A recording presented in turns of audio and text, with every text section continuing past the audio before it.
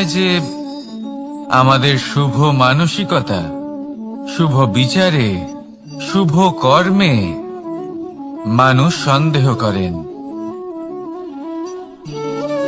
প্রশ্ন করেন, প্রমাণ চান, শুদ্ধতার পরীক্ষা দিতে বলেন। আর তখন নিশ্চিত রূপে কষ্ট হয়। আমরা ভাবি এটাই হলো জীবন। এত শুভ ভাবনা ভেবেও, শুভ কর্ম করেও মানুষ আমাদেরই সন্দেহ করেন। দুঃখ অবশ্যই হয়, কিন্তু দুঃখী হবার কোনো প্রয়োজন নেই। কেন নেই? কারণ যদি কেউ আপনাকে সন্দেহ করে, করতে দিন। সংসারে কি হয় তা দেখুন। এই সংসারে সোনার শুদ্ধতাকেই পরখ করা হয়, কয়লার কটুতাকে নয়। আপনি হলেন স্বর্ণ, তাই আপনার শুদ্ধতা অবশ্যই পরখ করা হবে। সেটা তো হবেই হবে। আপনি নিজেকে দুঃখী করবেন না। আপনার কর্ম শুধু একটাই, স্বর্ণর মতো উজ্জ্বল থাকা। এই সংসার আপনার ভাবনা, চিন্তা, কর্ম এবং শুদ্ধতার প্রমাণ পেতেই থাকবে। তাই আসুন আর আমার সাথে ভালোবেসে বলুন, রাধা রাধা। অনেক সময় এমন হয় যখন মানুষ আমাদের সত্যকে অস্বীকার করতে থাকেন আর মানুষের মিথ্যে কথাগুলিকে গ্রহণ করেন, তাও আবার অত্যন্ত সহজে। তখন আমাদের খুব দুঃখ হয়, বড়ই ক্রোধ হয় মানুষের এই মানসিকতা নিয়ে। কিন্তু এটা জানা অত্যন্ত গুরুত্বপূর্ণ যে এমন কেন হয়। কারণটা কি আপনি? আপনারই কি কোনো দোষ রয়েছে? কখনোই নয়। কারণ হলো এটা যে এই যে সত্য, এই সত্যের মূল্য অত্যন্ত অধিক। এতটাই অধিক যে অনেক সময় অনেক ধনী ব্যক্তিও এর মূল্য মেটাতে পারেন না। সেখানেই যদি মিথ্যের কথা বলি, তাহলে এর মূল্য অত্যন্ত কম। অত্যন্ত সহজেই মিথ্যে সবার মধ্যে বিক্রি হয়। সত্যি বলতে এটা ভাবা আপনার কর্ম নয় যে লোকে কেন আপনাকে বুঝতেই পারেন না, আপনার সত্য কেন বুঝতে পারেন না।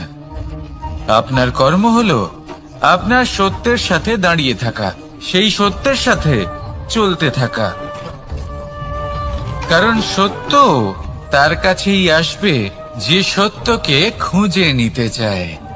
নয়তো বেশিরভাগ মানুষ মিথ্যেকে নিয়েই প্রসন্ন রয়েছেন। আপনি সত্যের সাথে কর্মের পথে অগ্রসর হতে থাকুন। সত্য বেশি দিন লুকোনো থাকে না। সংসারের সম্মুখে এটা অবশ্যই একদিন আসবে, কিন্তু তখনও সেটা মানুষের ওপর সে বিশ্বাস করবে কি করবে না। আপনি কর্ম করতে থাকুন আর আমার সাথে ভালোবেসে বলুন, রাধা রাধা। জীবনে যখনই আমরা এমন কোনো পথে চলতে চাই যা মূলত কাঁটায় ভরা ছোট পাথর থাকে, যা বিঁধে যেতে পারে, তখন আমরা কি করি? আমরা পাদুকা ব্যবহার করি আর তারপরে আমরা খুব সরলভাবে সেই পথে অগ্রসর হতে পারি। কিন্তু যদি পাদুকা আর পায়ের মাঝে কোনো ছোট পাথরও এসে ফেসে যায়, তখন কিন্তু আমরা খুব কোমল পথও পার করতে পারবো না। কিছু বুঝলেন আপনারা? এর সারমর্ম হলো এটাই যে আমরা বাইরের যুদ্ধ জয় করতে পারি, সেখানে সফল হতে পারি, কিন্তু তার থেকেও অনেক বেশি গুরুত্বপূর্ণ আর অনেক বেশি কঠিন অন্তরের যুদ্ধ হয়। অন্তরের সমস্যাগুলি হয় লোভ, মোহ, ক্রোধ, লালসা, ভয়। যদি এইগুলি আপনার মধ্যে থাকে, তাহলে আপনি সংসারের যে কোনো স্তরে পৌঁছতে পারেন, অনেক বড় বড় যুদ্ধ জয় করতে পারেন, কিন্তু আপনি সন্তুষ্টি পাবেন না।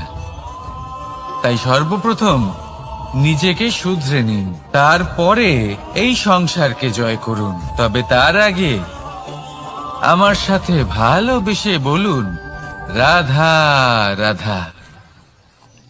কখনো কখনো আমরা কোনো কাজ আরম্ভ করার বিষয়ে ভাবি, তারপর আরো ভাবি, তারপর আরো ভাবি, আর ভাবতেই থাকি। দেখুন, এটা কোনো অন্যায় নয় যে আমরা কোনো কাজ আরম্ভ করার পূর্বে তার বিষয়ে ভাবনা চিন্তা করছি, সেটা বোঝার চেষ্টা করছি, ঠিক আছে। কিন্তু সম্পূর্ণ সময় এই চিন্তায় ব্যর্থ করা উচিত নয়। যদি আপনি বেশি সময় লাগিয়ে ফেলেন, তাহলে সময় আপনার ওপর অবশ্যই রুষ্ট হবে। আর কেনই বা হবে না? আপনি সময় নষ্ট করছেন, আর সেটা উচিত নয়। দেখুন, নিশ্চিতভাবে ভাবনা চিন্তা করুন, বিবেচনা করুন, পূর্ণরূপে করুন, কিন্তু এটাও মনে রাখবেন যে উচিত সময়ের মধ্যে আপনাকে কর্ম আরম্ভ করতেই হবে। যদি ভাবতেই থাকেন, তাহলে কর্ম আরম্ভ করতে পারবেন না। আর এই সময় অত্যন্ত বলশালী। যদি একে সম্মান করেন, তাহলে তা আপনার সাথে থাকবে, আর যদি না করেন, তাহলে থাকবে না। আসুন, সময়কে সম্মান করুন, আর আমার সাথে ভালোবেসে বলুন, রাধা রাধা। আপনি কখনো ভেবে দেখেছেন কি সেই জিনিস যা আপনাকে সামনে এগোতে বাধা দিচ্ছে? ধরুন, আপনি কোনো পথ দিয়ে যাচ্ছেন, পা মুচকে গেলে তা আপনাকে সামনে এগোতে বাধা দেয়। সেইভাবেই জীবনে ক্ষুদ্র চিন্তা আপনাকে সামনে এগোতে বাধা দেয়। দেখুন, যদি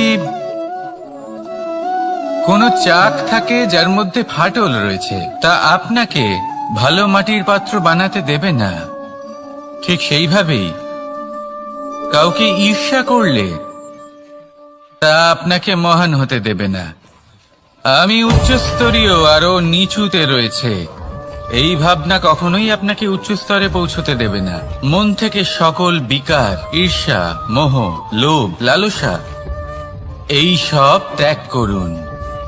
চিন্তা ভাবনাকে বড় করে তুলুন, ধন্যাত্মক বোধ জাগিয়ে তুলুন, আর সম্পূর্ণ সমর্পিত হয়ে কর্ম করুন।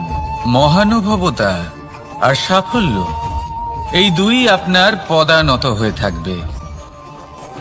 তাহলে আসুন, আর আমার সাথে ভালোবেসে বলুন, রাধা রাধা। খুব বড় একটা প্রশ্ন করতে চলেছি, এই সংসারের সব থেকে বেশি সুখী কে? এবার কেউ বলবে সেই ব্যক্তি যিনি সব থেকে বেশি ধনী, যার কাছে সব থেকে বেশি ধন আছে, আভূষণ আছে, স্বর্ণ আছে। কেউ বলবেন কোন রাজ্যের রাজা, কারণ তিনি শাসন করতে পারেন, তার আদেশ ছাড়া কোনো কাজ সম্ভব নয়, ইত্যাদি ইত্যাদি। এর উত্তর যদি আমি দিই, তাহলে এটুকুই বলবো, সংসারের সব থেকে সুখী ব্যক্তি হলেন তিনি যিনি সন্তুষ্ট। তার কাছে সন্তোষরূপী ধন আছে, যা তাকে সুখী রাখে। এবার এই সন্তুষ্টি, সেটা কিভাবে আসে জীবনে? এটা আসে ধৈর্যের কারণে। ধৈর্যের এই অনুভূতি অত্যন্ত শক্তিশালী।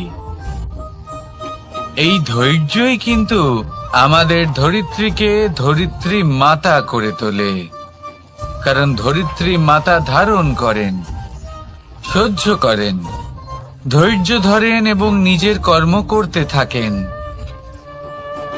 সেটা ধৈর্যই ছিল মাতা সীতার মধ্যে, যা রাবণের অন্ত করে দিল। এই ধৈর্যের কারণেই নারায়ণ কুর্ম অবতার ধারণ করেছিলেন, বড় একটা পর্বতকে পৃষ্ঠে ধারণ করেছিলেন এবং সমুদ্র মন্থনকে সম্ভব করেছিলেন। সেই জন্য সর্বপ্রথম মনের মধ্যে ধৈর্যকে নিয়ে আসুন। এই ধৈর্যই আপনাকে সন্তুষ্টির পথে নিয়ে যাবে, আর এই সন্তুষ্টি আপনাকে লোভ, মোহ এবং লালসার পথ থেকে দূরে নিয়ে সুখের পথে নিয়ে যাবে।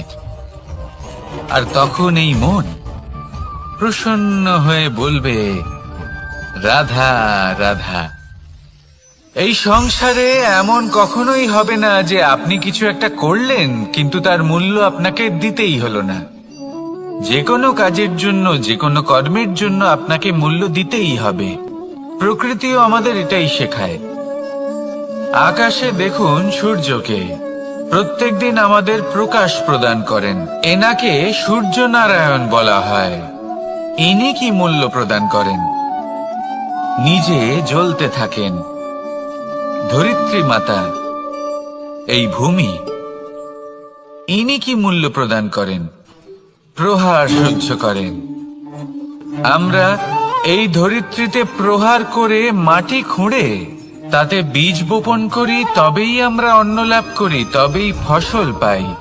জীবনে যদি আপনাকে সফল হতে হয়, সম্মান পেতে হয়, যশ পেতে হয়, তাহলে আপনাকে মূল্য দিতেই হবে। যদি আপনি সাফল্য লাভ করতে চান, তাহলে দিন রাত আপনাকে ত্যাগ করতে হবে, যেখানে সমগ্র সংসার সন্তোষ অনুভব করছে আর আপনাকে করতে হচ্ছে পরিশ্রম। যদি আপনি সম্মান প্রাপ্ত করতে চান, তাহলে আপনাকে সেই সুখ ত্যাগ করতে হবে যা সবার কাছে রয়েছে। যদি আপনি যশ লাভ করতে চান, তাহলে নিজের অন্তরকে মেরে ফেলা আপনাকে শিখতে হবে, তবেই আপনি যশ লাভ করবেন। জীবনে শুধুমাত্র ধন মূল্যবান নয়, কিন্তু এই যে মূল্যের কথা আমি বলছি, সেটা যদি আপনি দিতে পারেন, তাহলে নিশ্চিত রূপে এটা আপনাকে আরো মূল্যবান করে তুলবে, নিশ্চিত রূপে গড়ে তুলবে। তাহলে এটাই করুন আর আমার সাথে ভালোবেসে বলুন, রাধা রাধা। असतो मा सद्गमय, तमसो मा ज्योतिर्गमय, मृत्युर्मा মৃতঙ্গময়। জ্ঞান সেটাই যা অসত্য থেকে সত্যের পথে চালিত করে। প্রকাশ সেটাই যা অন্ধকার থেকে আলোর পথে নিয়ে আসে। জীবন সেটাই যা মৃত্যু থেকে অমরত্বের পথে নিয়ে যায়। এবার এই তিনটে, জ্ঞান, জীবন এবং প্রকাশ, একই রকম। শূন্য থেকে এর উৎপত্তি হয় এবং আস্তে আস্তে আপনার জীবনে বিস্তার লাভ করে। এবার আমরা এটাই ভাবি যে কেমন করে এই তিনটিকে আগলে রাখা যায়। এর উত্তর হলো, এদের আগলে রাখার প্রয়োজনই নেই, ভাগ করে দিতে হবে। কোনো বৃক্ষকেই দেখে নিন, একটি বৃক্ষ অনেক বছর ধরে বেঁচে থাকে। কেন? কারণ সে ভাগ করে দিতে জানে। সে নিজের বীজ ছড়িয়ে দেয়, এই ধরিত্রীতে দেয়, সেই বীজ যা অঙ্কুরিত হয়ে এক নতুন বৃক্ষকে জন্ম দেয়। শুধু ছড়িয়ে দিয়ে একটি বৃক্ষ জীবন দান করতে পারে। যদি কোনো ব্যক্তি জ্ঞান ছড়াতে শিখে যান, যদি প্রকাশ, আলোর কিরণ ছড়িয়ে দিতে শিখে যায়, কোনো ব্যক্তি তার জীবনের সুখ ছড়িয়ে দিতে শিখে যান, তাহলে তিনি মৃত্যুর পরও মৃত হন না। এই ভাগ করে দেওয়ার সুখটাই কিছুটা আলাদা। এই সুখ অনুভব করুন আর আমার সাথে ভালোবেসে বলুন, রাধা রাধা। এই সংসারের সব থেকে বড় যুদ্ধ কোনটা? দেব-অসুরের যুদ্ধ যা অনেক বছর ধরে চলেছিল, নাকি রাম রাবণের যুদ্ধ, নাকি মহাভারত? না, সংসারের সব থেকে বড় যুদ্ধ হলো সেইটা যা নিজের সাথে লড়া হয়, নিজের মনের সাথে লড়া হয়, নিজের অন্তরের সাথে লড়া হয়। এটাই সব থেকে বড় যুদ্ধ। এবার নিজেই দেখুন আপনার সব থেকে বড় শত্রুকে। আপনার স্বার্থ, আপনার কামনাগুলি, আপনার অহংকারগুলি, যা আপনাকেই নষ্ট করে দেয়। যদি এদের ওপর আপনি বিজয় লাভ করতে পারেন, তাহলে ধরে নিন এই সংসারে সবার উপরে আপনি বিজয় লাভ করতে পারবেন।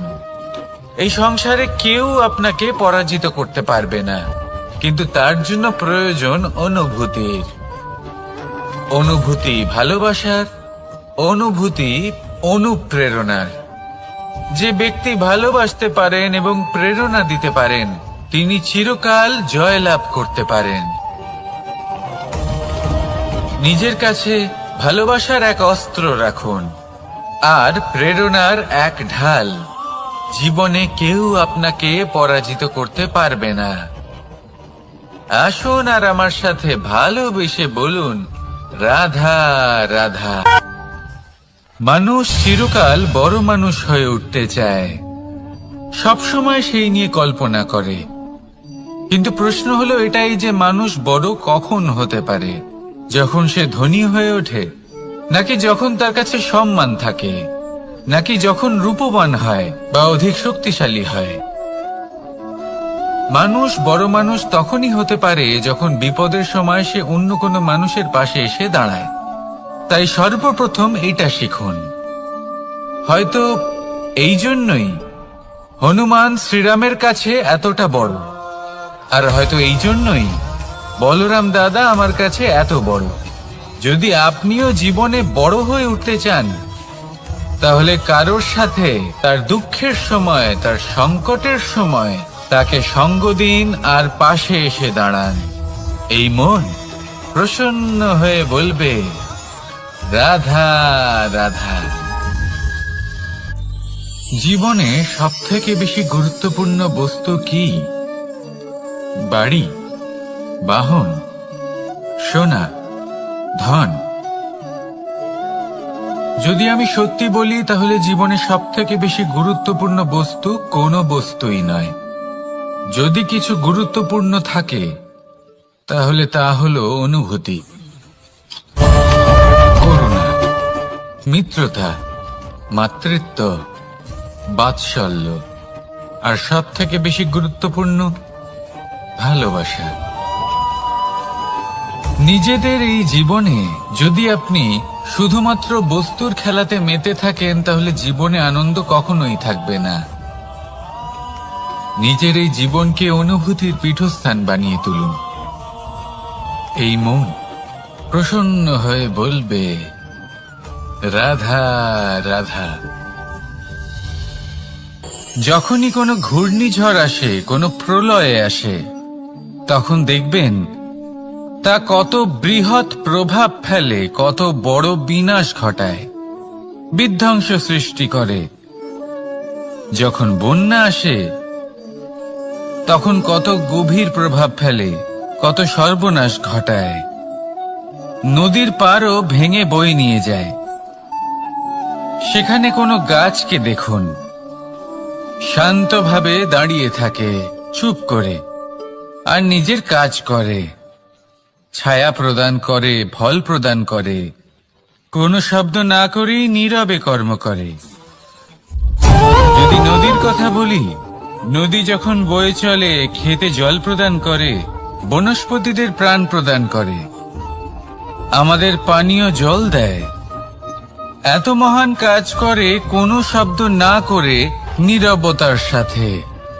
এ হলো এক শিক্ষা যে এই সংসারে যারাই মহান কর্ম করেন তারাই নীরব থেকে সেই কর্ম করতে থাকেন, কারণ ওনারা জানেন যে গুরুত্বপূর্ণ প্রচার নয় বরং কর্ম। আর যারা রুদ্রের সাথে থাকেন, কোলাহল করেন, তারা শুধুমাত্র ধ্বংসই করেন। এবার আপনি মৌন থেকে শুধুমাত্র কর্ম করে মহান হতে চান, নাকি রুদ্রের সাথে থেকে বিধ্বংস ঘটাতে চান? সিদ্ধান্ত আপনারই। আসুন আর আমার সাথে ভালোবেসে বলুন, রাধা রাধা। আপনি জীবনে কি হবেন সেটা আপনার পরিশ্রম, আপনার নিরন্তর প্রয়াস আর আপনার নির্বাচিত দিশার উপর নির্ভর করে না। এটা নির্ভর করে আপনার সঙ্গতির উপরেও। এই সঙ্গতি যা হলো অত্যন্ত গুরুত্বপূর্ণ। প্রকৃতিও আমাদের এটাই শেখায় বিভিন্ন উদাহরণ দিয়ে। যদি আপনাকে একটা উদাহরণ দিই, কখনো বাতাসের প্রবাহ লক্ষ্য করবেন।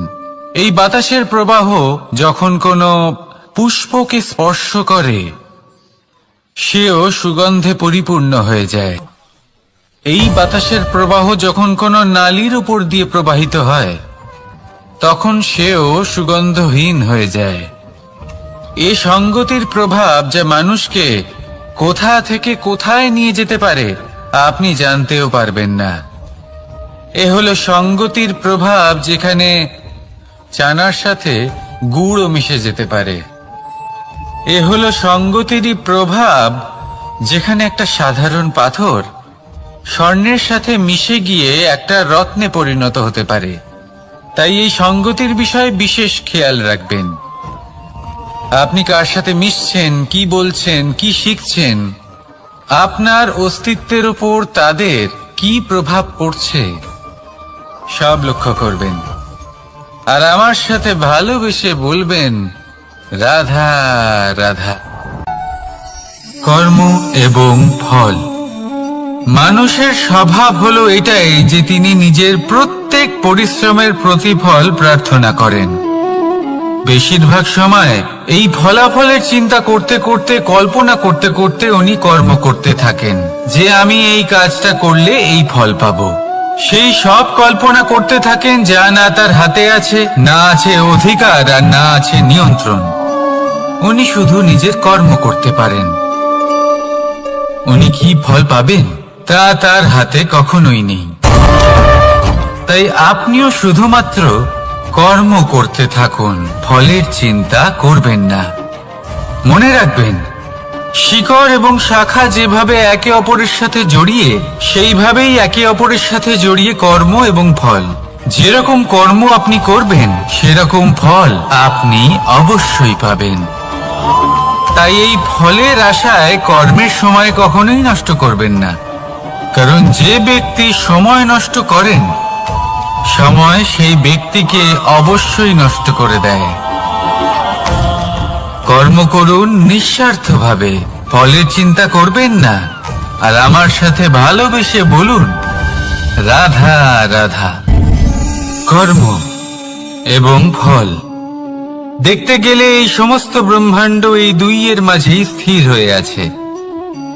মানুষজন কর্ম করেন ভালো ফল লাভের আশায়, আর ভালো ফল লাভের আশায় উনি এটাই ভুলে যান যে উনি যে কর্ম করছেন তা কি করছেন। আমি বলেছিলাম কর্ম করুন ফলের চিন্তা না করে, কিন্তু কি কর্ম করছেন সেই বিষয়ে ভাবাটাও অত্যন্ত আবশ্যক। নয়তো অনেক সময় আমরা এমন কর্ম করে ফেলি যা না চাইতেও বিষে পরিণত হয়, যা হয়েছে দুঃশাসনের সাথে, দুর্যোধনের সাথে, গুরু দ্রোণের সাথে। একজনের মানসিকতা উচিত ছিল না, একজনের বিবেক উচিত ছিল না, আরেকজন যে পক্ষ নির্বাচন করেছিলেন সেই পক্ষ উচিত ছিল না। আর যা কিছু ওনাদের সাথে হলো, আপনার, আমার, আমাদের সকলের সাথে তা হতে পারে। আমি বলেছিলাম কর্ম করুন, ফলের চিন্তা করবেন না, কিন্তু এই কর্মের বিষয়ে বিচার করে দেখাটাও ততটাই আবশ্যক। দেখুন, কর্ম করার উচিত প্রক্রিয়া ফলের চিন্তা না করা, কিন্তু যদি আপনার কর্ম শুভ হয় তাহলে তার ফলও নিয়তি আপনাকেই দেবে। সর্বদা কর্ম করার সময় এটা ভাবুন যে আপনার এই কর্ম এই সংসারকে, এই সমাজকে, আপনার পরিবারকে, আপনার আশেপাশের মানুষজনকে কোন দিশায় নিয়ে যাবে। যদি এটা সবার জন্য মঙ্গলময় হয় তাহলে কর্ম করতে থাকুন। আর হ্যাঁ, নিশ্চিত রূপে ফলের চিন্তা করবেন না। আসুন আমার সাথে ভালোবেসে বলুন, রাধা রাধা। বটবৃক্ষের বীজ সর্ষের দানার থেকেও ছোট হয়, কিন্তু যখন তা নিজের রূপ ধারণ করে তখন তা বিশাল বৃক্ষের আকার ধারণ করে, যা সহস্র বছর ধরে বেঁচে থাকে, ছায়া প্রদান করে, পাখিদের আশ্রয় প্রদান করে, আর দেয় পথচারীদের বিশ্রাম করার স্থান। কেন? কারণ সেই ছোট বীজ তা মাটির ভেতরে গিয়ে নিজের খোলস ত্যাগ করে। অন্ধকারে থাকে সে, যতই আলো আসুক না কেন, যতই বর্ষা আসুক না কেন, সব সহ্য করে। আর তারপরে একটা চারা গাছ অঙ্কুরিত হয়, তারপর ধীর গতিতে একটা বিশাল বৃক্ষতে পরিণত হয়। দেখুন, জীবনে কঠিন সময় আসে, এই জন্য নয় যে আপনি হার মেনে নেবেন, এই জন্য আসে যাতে আপনি ভবিষ্যৎ নির্মাণের জন্য নিজেকে তৈরি করতে পারেন। যদি কঠিন সময়ে আপনি ওই বীজের মতো দৃঢ় হয়ে থাকতে পারেন, তাহলে আপনিও একদিন সেই বিশাল বৃক্ষের মতো নিজের অস্তিত্ব গড়ে তুলতে পারবেন, যা সহস্র বছর পর্যন্ত মনে রাখা হবে। আসুন আমার সাথে ভালোবেসে বলুন, রাধা রাধা। এই ব্রহ্মাণ্ড কত বৃহৎ, তাই না? যার সম্মুখে এই পৃথিবীকেও একটা বিন্দুর মতো মনে হয়। আর এই পৃথিবীতে আমরা কে হই, আমাদের আকার কি রকম, আমাদের অস্তিত্বই বা কি? যখন আমরা এভাবে ভাবি তখন মনে হয় আমরা কিছুই নই। তা আমরা যখন কিছুই নই, তাহলে আমরা এত চিন্তা করি কেন? কি ভেবে ভয় পাই? কাকেই বা এত ভয় পাই? কে আমাদের মারতে পারে আর কেই বা আমাদের জন্ম দেবে? আত্মার আসলে না কখনো জন্ম হয় আর না কখনো মৃত্যু। আত্মা শুধুই শরীর বদল করে। আপনি, আমি, আমরা সকলে এই শরীর নয়, আমরা হলাম আত্মা, যা হলো পরম আত্মার পরম অঙ্গ। সেই জন্য মনে রাখবেন, বাইরের কোথাও দেখবেন না, নিজের অন্তরের গভীরে গিয়ে দেখুন, আত্মাকে উপলব্ধি করতে শিখুন। ক্লেশ, ভয়, চিন্তা, এই সব কিছুর থেকে নিজেকে দূরে রাখুন, তাহলেই উপলব্ধি করতে পারবেন পরমাত্মা কে। তাহলে আসুন আমার সাথে ভালোবেসে বলুন, রাধা রাধা। পরিবর্তন এই সংসারের শাশ্বত নিয়ম। কোন রাজা নেই যিনি চিরকাল রাজা থাকেন, কোন ধনী ব্যক্তি নেই যিনি চিরকাল ধনী থাকবেন। এই সংসারে সূর্যের স্থান নেওয়ার জন্য চন্দ্রিমার আগমন ঘটে। কোন স্থান যাকে পতিত বলা হয়েছিল, সেখানে মহল তৈরি হয়েছে। কোন স্থান যাকে আজ মলিন বলা হয়েছে, কাল সেখানে মন্দিরও স্থাপন হতে পারে। কোন ঋতু চিরকালের জন্য থাকে না, কখনো সময় চিরকাল একরকম থাকে না। আজ যা আপনার কাছে রয়েছে, কাল অন্য কারোর ছিল। আজ যে আপনার কাছে রয়েছে, কাল তা অন্য কারোর কাছে চলে যাবে। আপনার সাথে কিছু থাকলে তা হলো আপনার কর্ম, কিন্তু সেই কর্মের পরিণামও আপনার নয়। আপনি শুধু কর্ম করুন, বাকি সবকিছুই পরিবর্তনশীল। কিন্তু সেই পরিবর্তনকে দেখে ভয় পাওয়ার প্রয়োজন নেই, তাকে স্বাগত জানান। যদি আপনি হাসি মুখে সেই পরিবর্তনকে স্বাগত জানান, তাহলে এই পরিবর্তনও হাসি মুখে আপনার সাথে থাকবে।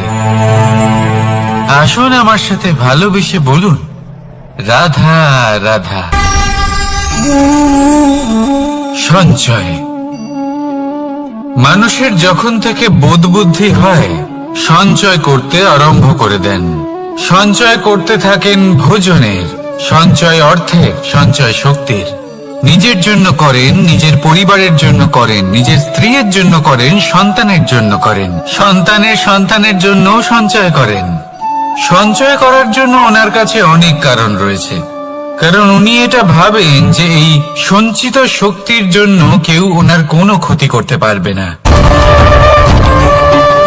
মানুষ ভুলে যান একটা গুরুত্বপূর্ণ কথা, এই সত্য, উনি এই সংসারে খালি হাতেই এসেছিলেন, আর এখান থেকে ওনাকে খালি হাতেই যেতে হবে। যা এখানকার তা এখানেই থেকে যাবে। আর যদি কিছু ওনার সাথে যায়, তা হলো ওনার কর্ম, আর কিচ্ছু নয়। তাই যদি কিছু অর্জন করতে চান, তাহলে শুভ কর্ম অর্জন করুন, আত্মশক্তি অর্জন করুন, কারণ পরলোকে এটাই হবে আপনার সম্পত্তি। তাহলে কি এটা আপনি অর্জন করতে চান না? আসুন আর আমার সাথে ভালোবেসে বলুন, রাধা রাধা। সদিচ্ছা। দেখতে গেলে 3 অক্ষরে তৈরি এই শব্দ, কিন্তু সমস্ত ত্রিলোক তার উপরেই আধারিত। আপনি এই সংসারে এসেছেন, তখন অবশ্যই শ্বাস নেবেন, কিন্তু তার বদলে আপনাকে কিছু তো দিতেই হবে। আপনার উপর নির্ভর করছে আপনি কি দেবেন। কি দেবেন এই সংসারকে, এই সমাজকে, নিজের পরিবারকে, আর তার বদলে কি নেবেন? যশ নাকি অপযশ? দেখুন, এক ছিল রাবণ, যে কিনা সমুদ্র পার করল সীতাকে অপহরণ করার জন্য, আর এক ছিলেন রামচন্দ্র, যিনি সমুদ্র পার করেছিলেন, সেতু বানিয়ে গিয়েছিলেন সীতাকে ফিরিয়ে নিয়ে আসার জন্য। দুজনেই সমুদ্র পার করেছিলেন, শুধু পার্থক্য ছিল সদিচ্ছাকে বোঝার, লক্ষ্যের। অনেক মানুষের যাত্রা একরকম হতেই পারে, কিন্তু আনন্দ তখনই লাভ করবেন যখন লক্ষ্য শুভ হবে, মহান হবে। এই লক্ষ্য দিয়ে এই সংসারের কল্যাণ হবে এবং মানুষের সম্মান হবে। যদি আপনার সংকল্প উচিত হয়, তাহলে আপনার লক্ষ্য উচিতই হবে, নয়তো শুধুমাত্র বিনাশ হবে। আর উচিত এটাই হবে যে বিনাশের হাত থেকে যেন নিজেকে বাঁচানো যায়, কি বলেন? তাই জীবনে যে লক্ষ্য স্থির করছেন, মনে রাখবেন তা যেন শুভ লক্ষ্য হয়। যদি এরকম হয়, তাহলে আপনার যাত্রা, আপনার জীবন দুটোই শুভময় হবে। আসুন আর আমার সাথে ভালোবেসে বলুন, রাধা রাধা। সুরক্ষা। এই সুরক্ষা আসলে কি? এটা কি কোনো কবচ, নাকি কোনো সীমা? এই সুরক্ষা আসলে অন্য কিছু। আমাদের মাতা পিতা, আমাদের প্রিয়জন, আমাদের বন্ধু, এই সমাজ, আমাদের শুভাকাঙ্ক্ষী, আমাদের আত্মীয়, এনারা সবাই আমাদের জীবনে কোনো না কোনো ভাবে সুরক্ষা দিয়ে থাকেন, একটা কবচ দিয়ে থাকেন কোনো না কোনো রূপে। কিন্তু দেখতে গেলে আমাদের পরাক্রমের পথে, আমাদের বীরত্বের পথে, আমাদের সাহসের পথে এই সুরক্ষাই সব থেকে বড় বাধা হয়ে দাঁড়ায়। একবার ভেবে দেখুন, যদি আপনি কোনো সুরক্ষাই না পান, বা যদি আপনি এই সুরক্ষা ভেঙে বাইরে আসতে পারেন, তাহলে আপনার বীরত্ব চরম সীমায় পৌঁছে যায়। কেন? কারণ তখন আপনি জানেন যে এই সংসারের সম্মুখীন আমাদের নিজেদেরই হতে হবে। আপনি বুঝে যান যে শত্রুর সম্মুখীন এবার নিজের বলের দ্বারা, নিজের পরাক্রমের দ্বারা, নিজের সাহসের দ্বারা করতে হবে। আর তখন আমাদের মনের মধ্যে এই শক্তি জাগ্রত হয়। এই শক্তি অন্তরেই বসবাস করে, শুধু এটা চিনে নিতে হবে, একে জাগ্রত করতে হবে। আর এটা সুরক্ষা ভেঙে যাওয়ার পরেই সম্ভব হয়। আর যারা নিজের শক্তি সম্পর্কে জানেন, যিনি নিজেই জানেন তিনি কতটা শক্তিশালী, তিনি নিজেই নিজের সুরক্ষা কবচ চিরকালের মতো ভেঙে ফেলে দেন, ঠিক কর্ণের মতো। আর তারপরে দেখুন, আপনার পরাজয় হোক বা বিজয়ী হোক না কেন, সেটাই অনেক বড় হয়, সেটাই প্রশস্ত হয়ে থাকে।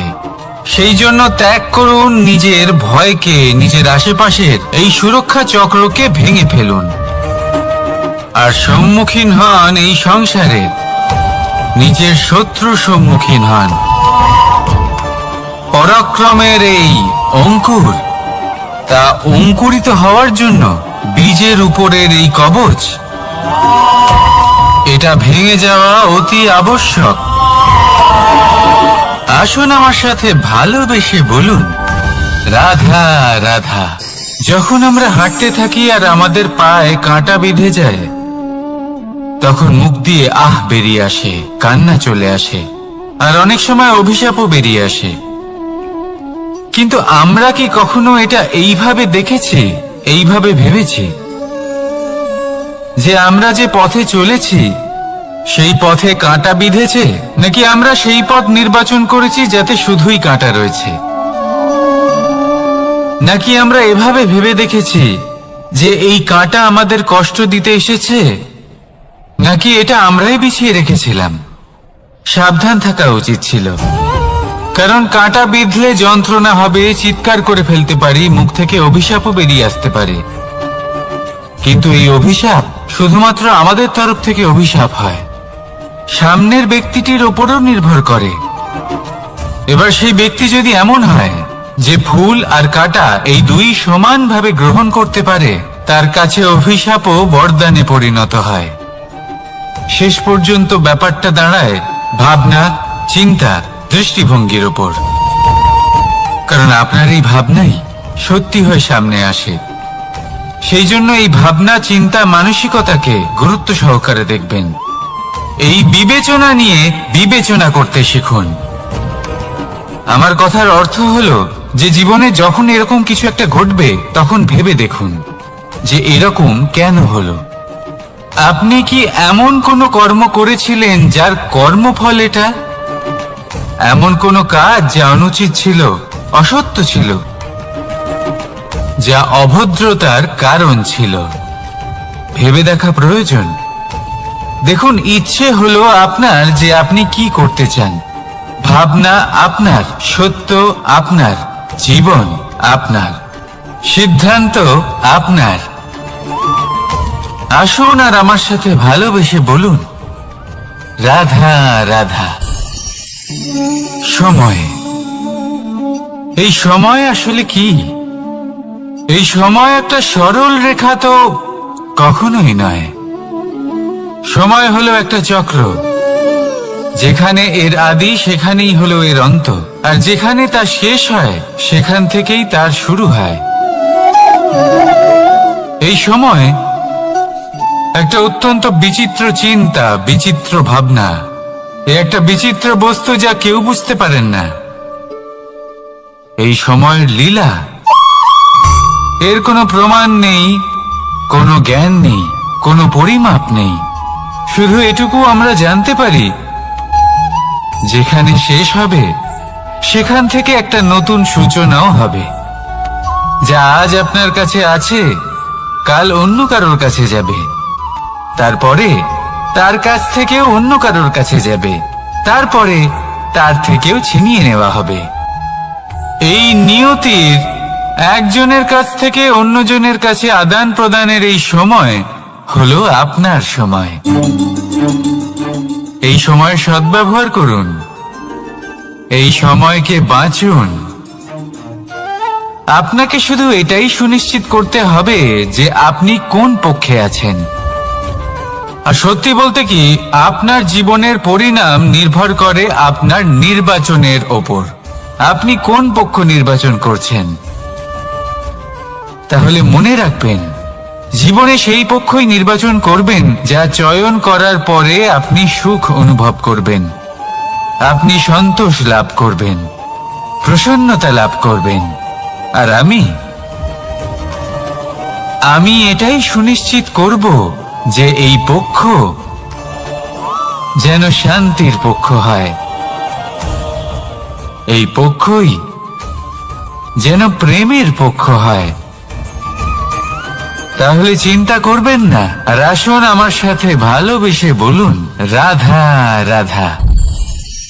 দৃষ্টি আর দৃষ্টিভঙ্গি, এই সমগ্র লীলা হলো এই দুইয়ের। বিচিত্র হতে পারে, কিন্তু এটাই সত্যি। এবার আপনাকে একটা উদাহরণ দিয়ে বোঝাই।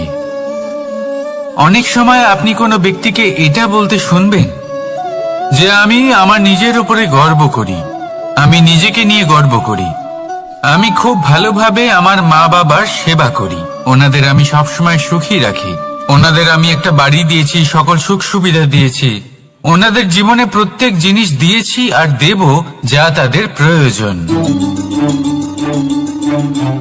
এবার আমাকে বলুন যে আপনি কে হন?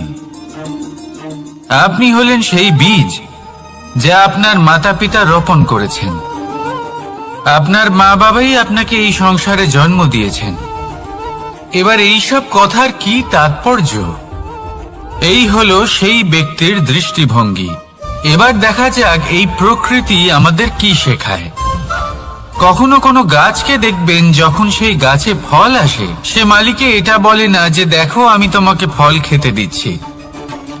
সেই বৃক্ষ এটা বলে না যে দেখো আমি তোমায় আহার করতে দিচ্ছি, কারণ ও জানে যে এটা হলো সেই মালির পরিশ্রম, এটা হলো তারই কর্মের ফল, আর এটা তারই পাওয়া উচিত।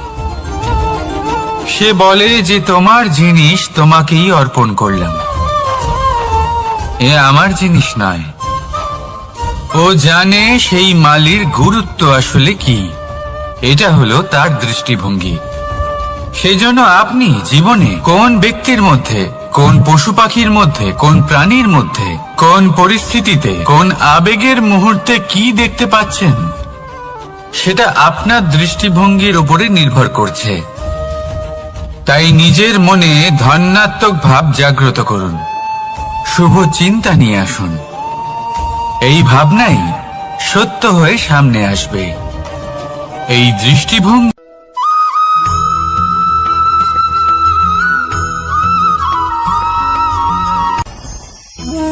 ভোজন। এবার ভোজন সংগ্রহ করার জন্য মানুষ কি না করেন, সব সময় চেষ্টা করতে থাকেন।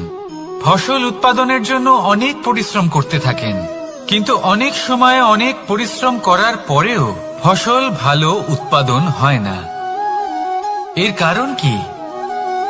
কারণ হলো এটাই যে আপনি পরিশ্রম হয়তো অনেক করেছেন, কিন্তু আপনার নজর তো সেই বীজের দিকে ছিলই না যা আপনি রোপণ করেছেন। সেই জন্য সব সময় কোনো বীজ রোপণ করার আগে তাকে পরখ করে দেখুন, তা অত্যন্ত আবশ্যক। আর সেইভাবেই যখনই কোনো কর্মের প্রশ্ন আসে, তাহলে সেখানে শুধুমাত্র পরিশ্রম যথেষ্ট নয়, সেই কাজের প্রতি আপনার কর্তব্য কি, আপনার উদ্দেশ্য কি, সেটা জানা হলো অত্যন্ত গুরুত্বপূর্ণ। তাই কর্ম করুন, কিন্তু সেই কর্মের প্রতি আপনার যা উদ্দেশ্য তার মাহাত্ম্য বুঝতে চেষ্টা করুন। তাহলে আসুন আমার সাথে ভালোবেসে বলুন, রাধা রাধা।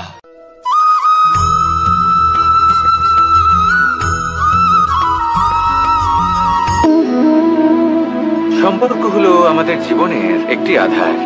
কিছু সম্পর্ক এমন যা আমরা জন্মসূত্রে লাভ করি, যেমন পরিবার, মা, বাবা। কিছু সম্পর্ক আছে যা আমরা জীবনে অর্জন করে থাকি, তা সে প্রেমের হোক, স্নেহের হোক বা বন্ধুত্বের। এই সকল সম্পর্ক লাভ করার বা গড়ে তোলার 5টি ধাপ রয়েছে। প্রথম ধাপ, কোনো ব্যক্তির সাথে আলাপ হওয়া, তার সাথে কথা বলা বা তাকে দেখা।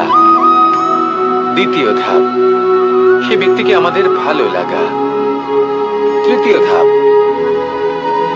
আমাদের এটা চাইতে শুরু করা যে জীবনে এই ব্যক্তি যেন আমাদের বন্ধু হন, আমাদের জীবনে থাকেন, বা আমাদের কাউকে ভালোবেসে ফেলা। আর এটা আমাদের ভাবা বা চাওয়া যে সেই ব্যক্তি যেন আজীবন আমার সাথে থাকেন, আমার জীবনে আমার সাথী হয়ে।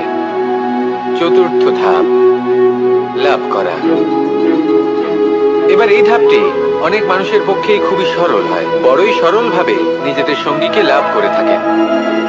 কিছু মানুষের জন্য এই ধাপ অত্যন্ত কঠিন হয়ে থাকে। অনেক প্রতিকূল পরিস্থিতির উপর জয়লাভ করে তারা সঙ্গীকে লাভ করেন, কিন্তু লাভ অবশ্যই করেন। এরপরে আসে পঞ্চম, অন্তিম এবং সব থেকে গুরুত্বপূর্ণ ধাপ। সেটা হলো সেই সম্পর্ক পালন করা। এটা হলো এমন এক বিষয় যা প্রত্যেক মানুষের শেখা উচিত। যদি ব্যক্তি নিজের জীবনে সম্পর্ক রক্ষা করতে শিখে যান, তবে প্রত্যেক সম্পর্ক তার জীবনকে স্বর্গ করে তুলবে। আসুন আর আমার সাথে ভালোবেসে বলুন, রাধা রাধা।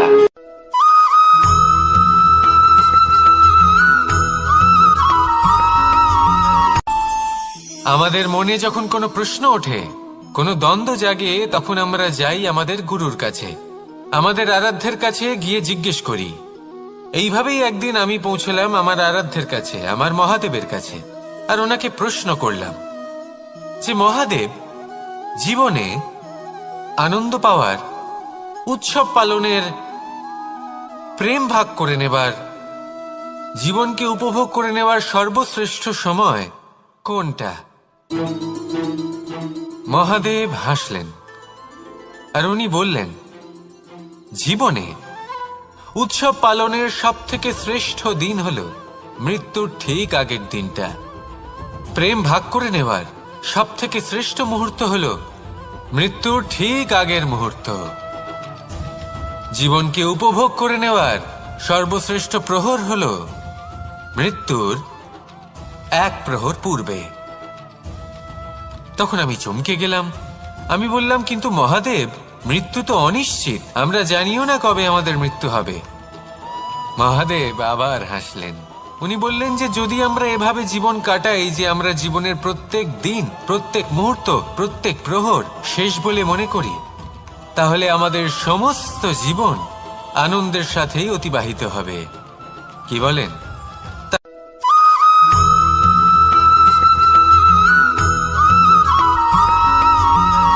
এই সংসারে কোনো বস্তু হোক বা ব্যক্তি হোক, তার একার গুরুত্ব কিন্তু খুব বেশি নয়। একটা উদাহরণ হিসেবে বৃষ্টির ফোঁটাকে ভেবে দেখুন। যদি একটি বৃষ্টির ফোঁটা হয় তাহলে তার খুব বেশি গুরুত্ব থাকে না, কিন্তু যখন সহস্র বৃষ্টির ফোঁটা মেঘের মধ্যে দিয়ে ঝরে পড়ে, তখন সেটা বর্ষার রূপ ধারণ করে। সেই বর্ষা যা এই প্রকৃতিকে শান্ত করে। সেইভাবেই পাথরের ছোট টুকরো, তার খুব বেশি গুরুত্ব থাকে না, কিন্তু যখন অসংখ্য পাথরের টুকরো একত্রিত হয় তখন তা পর্বতের আকার ধারণ করে। সেইভাবেই কিছু মানুষ যখন একত্রিত হন তখন তৈরি হয় পরিবার, কিছু পরিবার যখন একত্রিত হয় তখন তৈরি হয় সমাজ, যখন অনেক সংখ্যক সমাজ একত্রিত হয় তখন তৈরি হয় রাজ্য। এবার এই রাজ্যের সব থেকে গুরুত্বপূর্ণ ব্যক্তি হতে পারেন রাজা, কিন্তু তাও সেই রাজা একা কিছু করতে পারেন না। যুদ্ধ লড়ার সময় তারও নিজের সৈন্যদলকে প্রয়োজন পড়ে। কিন্তু এই সংসারে এমন একজন ব্যক্তি আছেন যিনি একাই সব কাজ করতে থাকেন, এবং সেই ব্যক্তি হলেন মা। আমাদের জীবনে একজন পিতার ভূমিকা কিন্তু নিঃসন্দেহে অমূল্য, কিন্তু আমাদের সকলের জীবনে যে ভূমিকা একজন মায়ের তা অন্য কারোর থাকে না। একজন মা একাই সন্তানকে বড় করতে পারেন, সংস্কারী করে তুলতে পারেন, তার জন্য পরিশ্রম করেন। আর এত কিছু কাজ করার পরেও তার কাজের জন্য তিনি প্রশংসা অবশ্য পান না। উল্টে যদি সেই সন্তান অনুচিত পথে চালিত হয়, অনুচিত কর্ম করে, তখন সেই মাকেই অপবাদের পাত্র হয়ে উঠতে হয়। আমাদের জীবনে মায়ের যোগদান কতটা সেটা বুঝুন। আপনাকে বড় করে তোলার জন্য উনি কতটা পরিশ্রম করেছেন সেটা বুঝুন। আজ থেকে, এখন থেকে, এই মুহূর্ত থেকে মাকে সম্মান করতে শিখুন। যখন সময় পাবেন, যখন সুযোগ হবে, তখন তার প্রশংসা করুন, ওনারও ভালো লাগবে। আর মায়ের এই মমতার জন্য, তার এই ভূমিকার জন্য আসুন সবাই মিলে আমরা তাকে প্রণাম করি, আর সকলে মিলে ভালোবেসে বলি, রাধা রাধা।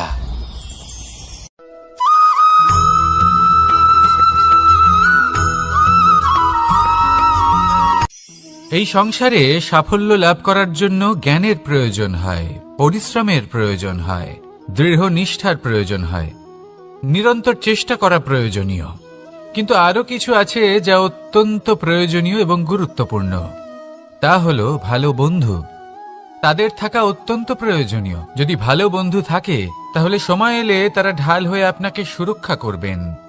সময় এলে অস্ত্রের মতো শত্রুকে সংহারও করবেন। যদি তিনি জ্ঞানী হন, তাদের মধ্যে সদ্গুণ থাকে, তাহলে এই সব গুণ আপনার মধ্যেও প্রবেশ করবে। তাহলে সাফল্যের জন্য ভালো বন্ধু পাওয়া অত্যন্ত প্রয়োজনীয়। কিন্তু শুধু বন্ধু কেন, ভালো শত্রুও থাকা প্রয়োজনীয়। এবার আপনি ভাববেন, আমি কি বললাম? যদি আপনার জীবনেও ভালো অর্থাৎ শক্তিশালী শত্রু থাকে, তাহলে আপনিও শক্তিশালী হতে থাকবেন। এই শত্রু আপনাকে প্রেরিত করবে আরো বেশি শক্তিশালী হয়ে ওঠার। কখনো কোনো হরিণকে দেখুন, তীব্র গতিতে দৌড়তে থাকে। কেন তীব্র গতিতে দৌড়য়? এই কারণে নয় যে কোথাও তার জন্য মধুর ঘাস অপেক্ষা করে রয়েছে, না। সে এই কারণে তীব্র গতিতে দৌড়য় কারণ সেটা না করলে তার পেছনে একটি সিংহ আছে যে ওকে নিজের ভোজন করে ফেলবে। তাই জীবনে বিপদ, সংকট এই সবকিছুও হলো অত্যন্ত গুরুত্বপূর্ণ। তার সম্মুখীন হতে শিখুন আর আমার সাথে ভালোবেসে বলুন, রাধা রাধা।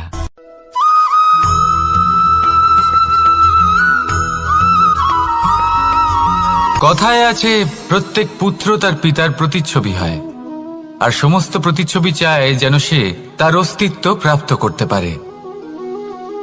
পুত্র চায় সে যেন তার পিতার মতো হয়, বা কখনো কখনো তার থেকেও শ্রেষ্ঠ হয়। সেটা কোনো অনুচিত ব্যাপার নয়।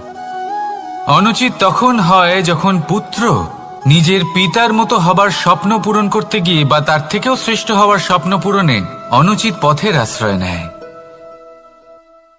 কারণ তারপরে সে তার পিতার গুণগুলি আত্মসাৎ করতে চায় না।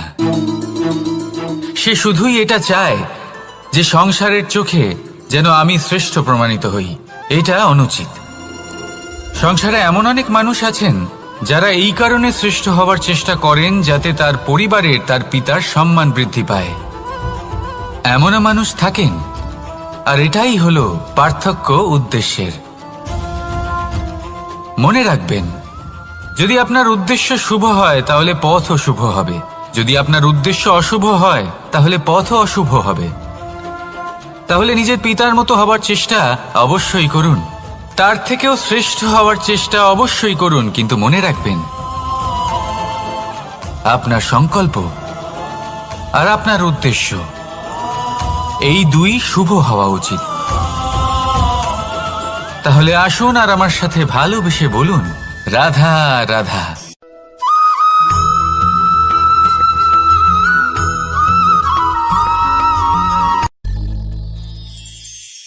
শিশিরের বিন্দু পাতার ওপর পড়ে আর তার গায়ে লেগে থাকে। পাতা তাকে শুষে নিতে পারে না, আর শেষ পর্যন্ত সে ঝরে পড়ে যায়। অন্যদিকে রয়েছে মেঘ এবং চাতক। এদের মধ্যে অনেক দূরত্ব থাকে। মেঘ থাকে আকাশে আর চাতক থাকে ধরিত্রীতে। কিন্তু যখন এই মেঘ থেকে বৃষ্টি ঝরে পড়ে, এই চাতক কিন্তু সেই জলই পান করে, নয়তো সে তৃষ্ণার্ত থেকে যায়। এবার অন্যদিকে দেখলাম শিশির বিন্দু আর পাতার এই সম্পর্ক। এরা খুব কাছাকাছি থাকে, ঘনিষ্ঠও থাকে। অন্যদিকে রয়েছে মেঘ এবং চাতকের সম্পর্ক, যাদের মধ্যে অনেক দূরত্ব থাকা সত্ত্বেও তারা খুব ঘনিষ্ঠ, তাই না? এই সারমর্ম খুব সরল। এই নৈকট্য, এই দূরত্ব, তা আপনার সম্পর্কে প্রভাব কিছুতেই ফেলতে পারে না। এই নৈকট্য, এই দূরত্ব, এইসব হলো শুধুমাত্র মনের ব্যাপার। কখনো আপনি অনুভব করেছেন আপনি কারোর থেকে অনেক অনেক দূরে আছেন, অনেক দূরে আছেন, তাও সেই ব্যক্তির প্রতি আপনি টান অনুভব করেন। সেখানে আপনি কারোর সাথে প্রত্যেক দিন অতিবাহিত করেন, সমস্ত জীবন অতিবাহিত করেন, সব থেকে বেশি সময় তার সাথে অতিবাহিত করেন, তাও তার প্রতি সেই টান অনুভব করেন না। এই সংকেত হলো মনের দূরত্বের। তাহলে মনের এই দূরত্ব দূর করুন আর আমার সাথে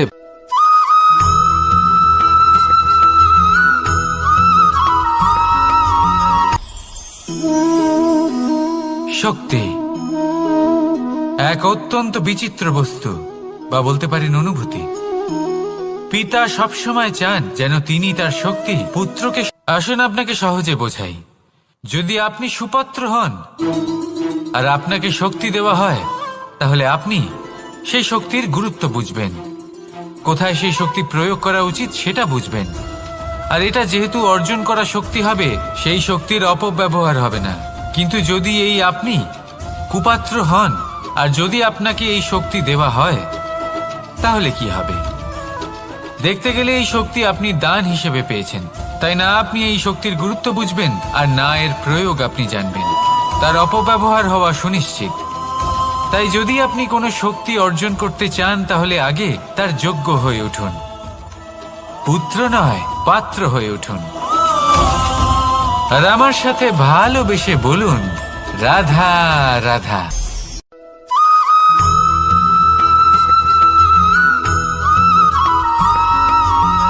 ভালো শুধু ওনাদের কঠোর ব্যবহার দেখলে আমরা একটু ভয় পেয়ে যাই। এবার ওনাদের এই কঠোর ব্যবহার আমাদের ভালো না লাগলেও অত্যন্ত আবশ্যক, কারণ মাতার থেকে আমরা যে শক্তি লাভ করি তা যেন নিয়ন্ত্রণ হারিয়ে বিধ্বংসী না হয়ে ওঠে, আমরা যেন কোনো কুপথে না চলে যাই, আমরা কখনো যেন দোষ না করে ফেলি।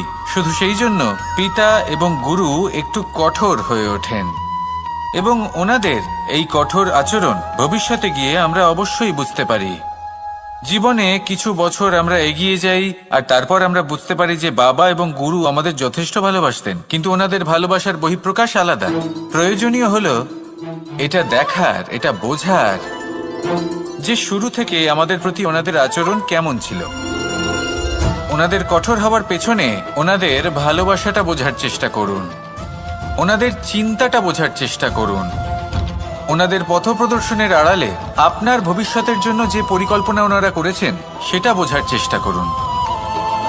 তখন আপনারা বুঝতে পারবেন ওনাদের ভালোবাসাকে। আপনার মনের মধ্যে আপনা থেকেই ওনাদের প্রতি সম্মান জেগে উঠবে। নিজের পিতা এবং নিজের গুরু এই দুজনের প্রতি কৃতজ্ঞতা প্রকাশ করুন আর আমার সাথে ভালোবেসে বলুন, রাধা রাধা।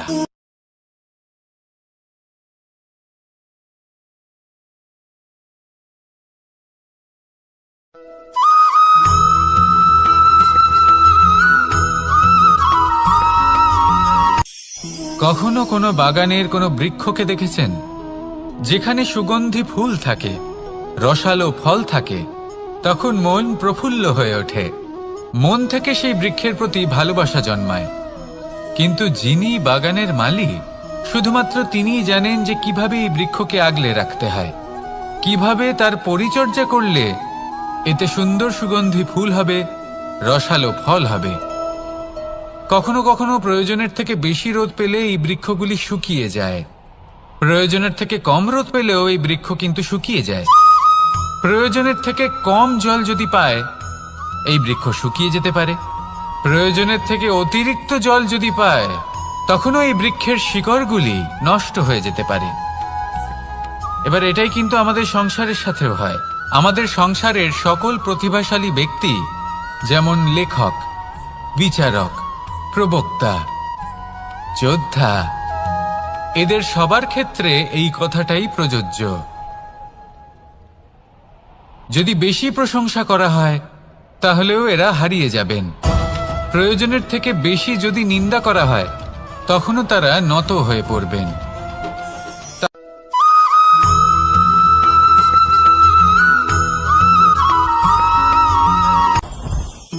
জীবনে কিছু শেখা অত্যন্ত গুরুত্বপূর্ণ।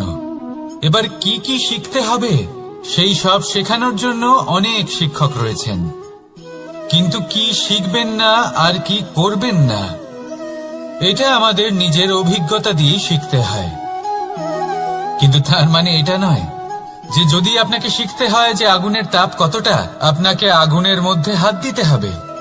না, অন্য কারোর অভিজ্ঞতা দ্বারাও শিখতে পারেন। প্রশ্ন শুধুমাত্র একটাই যে আপনি কি শিখতে চান নাকি চান না। যদি আপনি এটাই ভাবেন যে আমি শুধুই নিজের অভিজ্ঞতা দ্বারাই শিখতে চাই, তাহলে জীবনকাল ছোট মনে হবে, অনেক কিছুই শিখতে পারবেন না। তাই নিজের সাথে সাথে বড়দের অভিজ্ঞতা দ্বারাও শেখা শুরু করে দিন। এই সংসারের অভিজ্ঞতা দ্বারা শিখতে শুরু করে দিন। আর এটা নিশ্চিত রূপে শেখা আবশ্যক যে কখন কি করবেন না, কোথায় থামতে হবে আর কোথায় থামবেন না।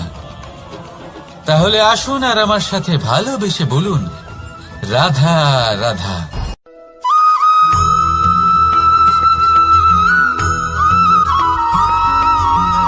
এই সংসারে সবথেকে বেশি কোমল বস্তু হলো রেশম। এই রেশম এতটাই কোমল হয় যে এর পুরো একটা থান শুধুমাত্র একটা হাতে ধরা সম্ভব। কখনো ভেবে দেখেছেন এই রেশম কিভাবে হয়? একটি কীট তার লালার দ্বারা উৎপন্ন হয়।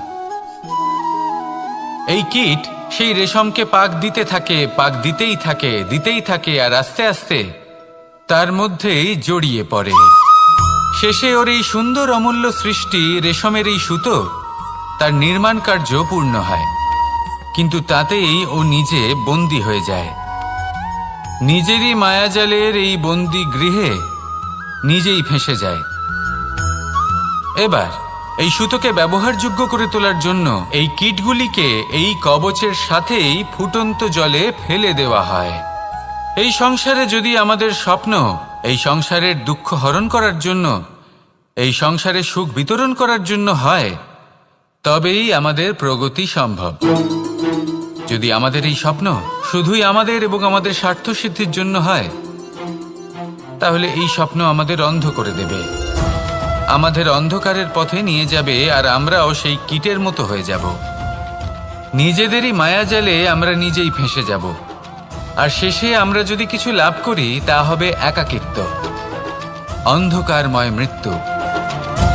তাই স্বপ্ন অবশ্যই দেখুন, কিন্তু এমনভাবে স্বপ্ন দেখবেন না যে তার এই বন্দিগৃহে আপনি নিজেই ফেঁসে গেলেন।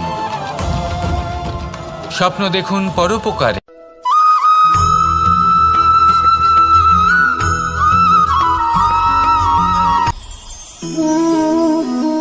শক্তি এক অত্যন্ত বিচিত্র বস্তু, বা বলতে পারেন অনুভূতি। পিতা সবসময় চান যেন তিনি তার শক্তি পুত্রকে। আসুন আপনাকে সহজে বোঝাই। যদি আপনি সুপাত্র হন আর আপনাকে শক্তি দেওয়া হয়, তাহলে আপনি সেই শক্তির গুরুত্ব বুঝবেন, কোথায় সেই শক্তি প্রয়োগ করা উচিত সেটা বুঝবেন। আর এটা যেহেতু অর্জন করা শক্তি হবে, সেই শক্তির অপব্যবহার হবে না। কিন্তু যদি এই আপনি কুপাত্র হন আর যদি আপনাকে এই শক্তি দেওয়া হয়, তাহলে কি হবে? দেখতে গেলে এই শক্তি আপনি দান হিসেবে পেয়েছেন, তাই না আপনি এই শক্তির গুরুত্ব বুঝবেন, আর না এর প্রয়োগ আপনি জানবেন। তার অপব্যবহার হওয়া সুনিশ্চিত। তাই যদি আপনি কোনো শক্তি অর্জন করতে চান, তাহলে আগে তার যোগ্য হয়ে উঠুন, পুত্র নয় পাত্র হয়ে উঠুন। আর আমার সাথে ভালোবেসে বলুন, রাধা রাধা।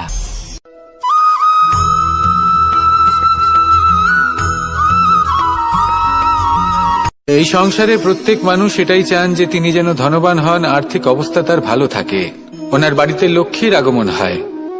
কিন্তু সেটা হবে কি করে, সেটাই হলো প্রশ্ন।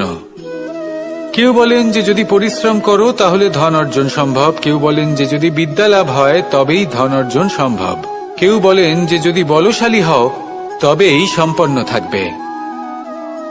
ভালো কথা, যদি তাই হয়ে থাকে, তবে দিনমজুর সারা দিন পরিশ্রম করেন, তিনি কেন ধনী হন না? অনেকজন বিদ্বান মানুষ আছেন এই সংসারে, তারা কেন ধনবান হন না? অনেক সংখ্যক বলশালী ব্যক্তি আছেন, তাদের কাছে ধন নেই কেন? তাদের কেন ধনের অভাব হয়? আবার এমনও কিছু মানুষ আছেন যারা পরিশ্রম করেন, তারা দিনমজুর, কিন্তু তারা ধন অর্জন করতে পারেন। কিছু বিদ্বান ব্যক্তি আছেন যাদের কাছে অধিক মাত্রায় ধন রয়েছে, কয়েকজন বলশালী ব্যক্তি রয়েছেন যাদের কাছে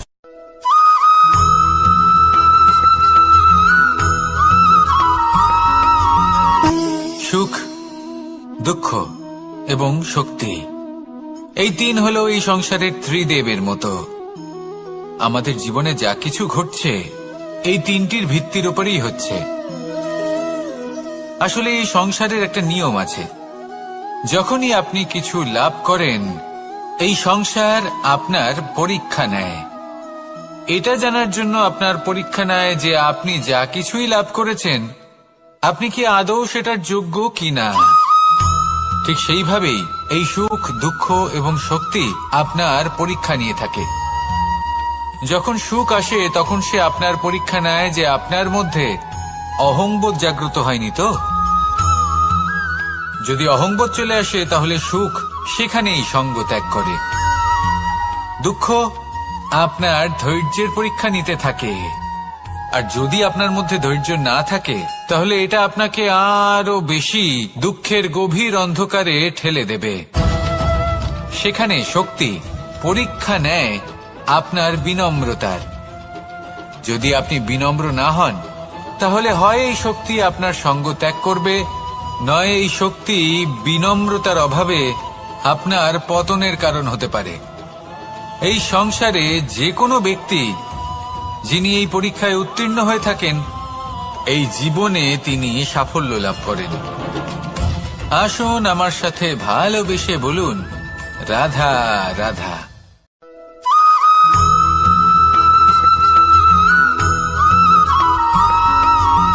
পঞ্চতত্ত্বের মধ্যে দ্বিতীয় তত্ত্ব হল ধরণী, ভূমি, যাকে আমরা ধরণী মাতা বলি। এই ধরণী ধৈর্য ধারণ করে, আর এর ওপরেই আমাদের সমগ্র সংসার নির্ভরশীল। কারণ এই ভূমি সহ্য ক্ষমতা রাখে, এর সহ্য ক্ষমতা হল অপরিসীম। সন্তান যতই আঘাত প্রদান করুক না কেন, প্রেম পূর্বক সহ্য করে, আর তার বদলে অমূল্য রত্ন প্রদান করে।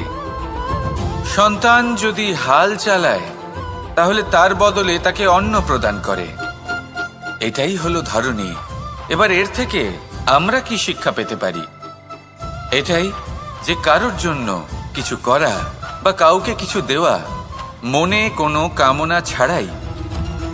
আর এই কথাটা বুঝে যান, যদি কারোর জন্য কামনা না রেখে বা কোনো পাওয়ার আশা না রেখে কারোর জন্য কিছু করেন বা কারোকে কিছু দেন, যদি এটা আপনি শিখতে পারেন, তবে আপনি ভালোবাসতে শিখে গেছেন। আর সেই জন্যই এই ধরিত্রীকে মাতা বলা হয়।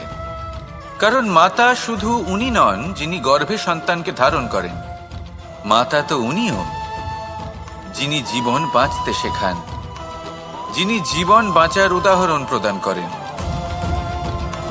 তাহলে ধরণীর থেকে এই নিঃস্বার্থ ভাব শিখুন, নিঃস্বার্থ ভালোবাসা শিখুন, আর এই ভালোবাসার সাথেই বলুন, রাধা রাধা।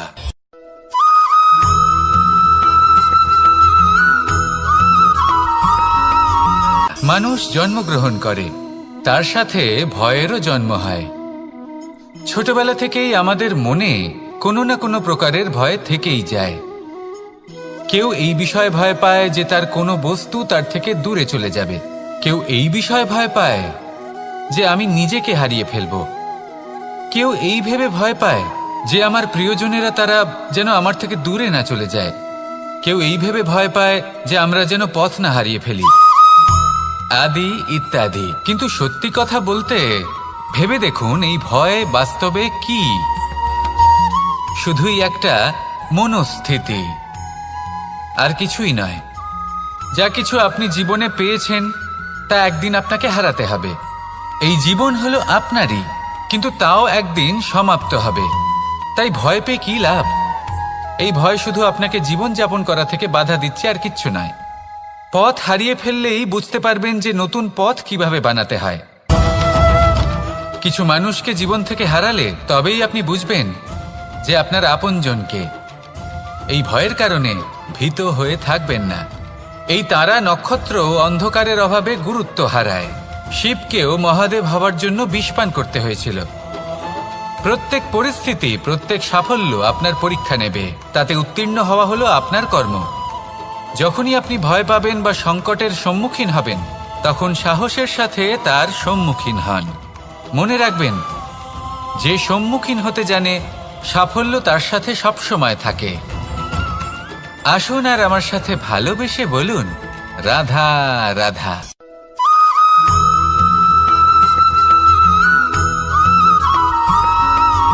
জীবনে অগ্রসর হওয়ার জন্য আমাদের কাকে প্রয়োজন হয়?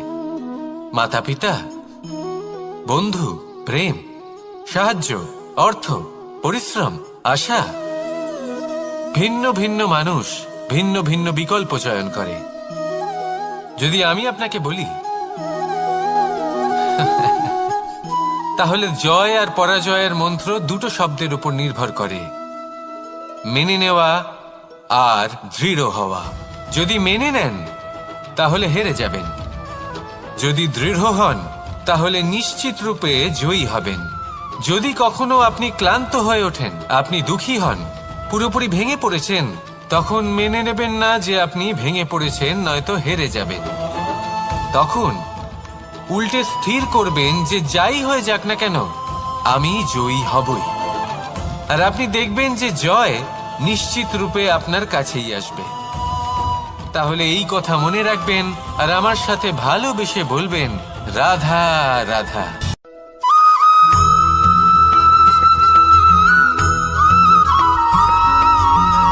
এই সংসারে কোনো বস্তু হোক বা ব্যক্তি হোক, তার একার গুরুত্ব কিন্তু খুব বেশি নয়। একটা উদাহরণ হিসেবে বৃষ্টির ফোঁটাকে ভেবে দেখুন। যদি একটি বৃষ্টির ফোঁটা হয় তাহলে তার খুব বেশি গুরুত্ব থাকে না, কিন্তু যখন সহস্র বৃষ্টির ফোঁটা মেঘের মধ্যে দিয়ে ঝরে পড়ে তখন সেটা বর্ষার রূপ ধারণ করে।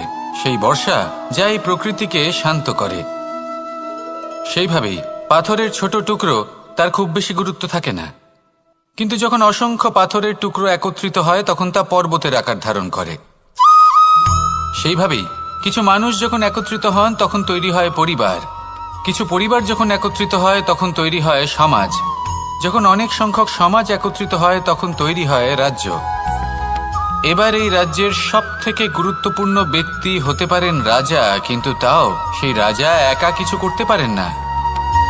যুদ্ধ লড়ার সময় তারও নিজের সৈন্যদলকে প্রয়োজন পড়ে।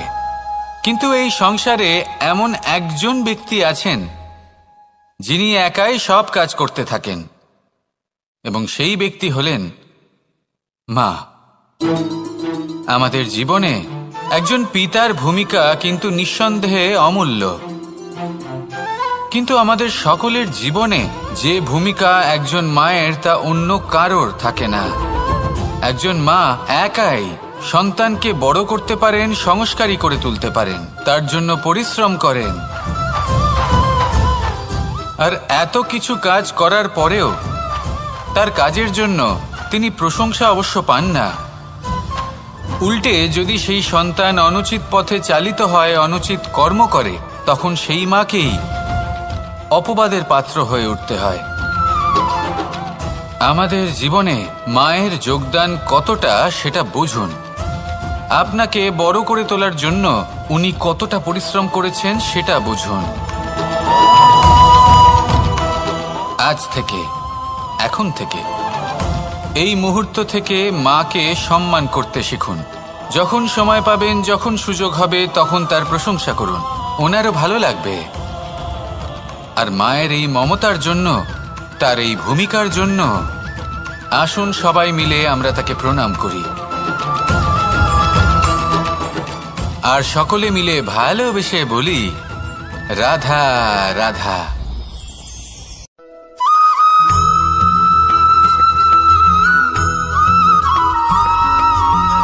এই সংসারের সবথেকে গুরুত্বপূর্ণ তত্ত্ব কোনটা? প্রথম হলো সময়। জন্ম থেকে মৃত্যু পর্যন্ত এই যে সময়, এটাই তো হলো জীবন। দ্বিতীয় হলো জীবন, যাতে আমরা সময়ের সদ্ব্যবহার করি, শ্রেষ্ঠ থেকে শ্রেষ্ঠতর কাজ করার চেষ্টা করি। বহু বছরের এই পরম্পরা, এই সংস্কৃতিকে এগিয়ে নিয়ে যাওয়ার চেষ্টা করি। এই সংসারে আমরা অংশগ্রহণ করতে চেষ্টা করি। তৃতীয় হলো ধন, সেই ধন যা প্রত্যেক ব্যক্তি অর্জন করতে চেষ্টা করেন। এবার এই তিনটি তত্ত্বের মধ্যে একটা সামঞ্জস্য আছে, সমান ব্যাপার আছে। সে ধনই হোক বা সময় হোক বা হোক জীবন। আর সেই সমান ব্যাপার হলো যে যদি আপনি এটা গণনা করতে থাকেন তাহলে তা কমতে থাকে, যদি আপনি এটা ব্যবহার করেন তাহলে তা বাড়তে থাকে। একে সংগঠিত করে রাখতে চেষ্টা করলে এ হাত থেকে ফসকে যায়, কিন্তু যদি আপনি একে সামলে রাখতে শিখে যান তাহলে এমন কাজ করবেন যাতে সংসারের সাথে সাথে পরবর্তী প্রজন্ম লাভবান হবে। যদি কিছু শিখতে চান তাহলে সামলাতে শিখুন, গণনা করা বা সংগঠিত করা নয়। আসুন আর আমার সাথে ভালোবেসে বলুন রাধা রাধা।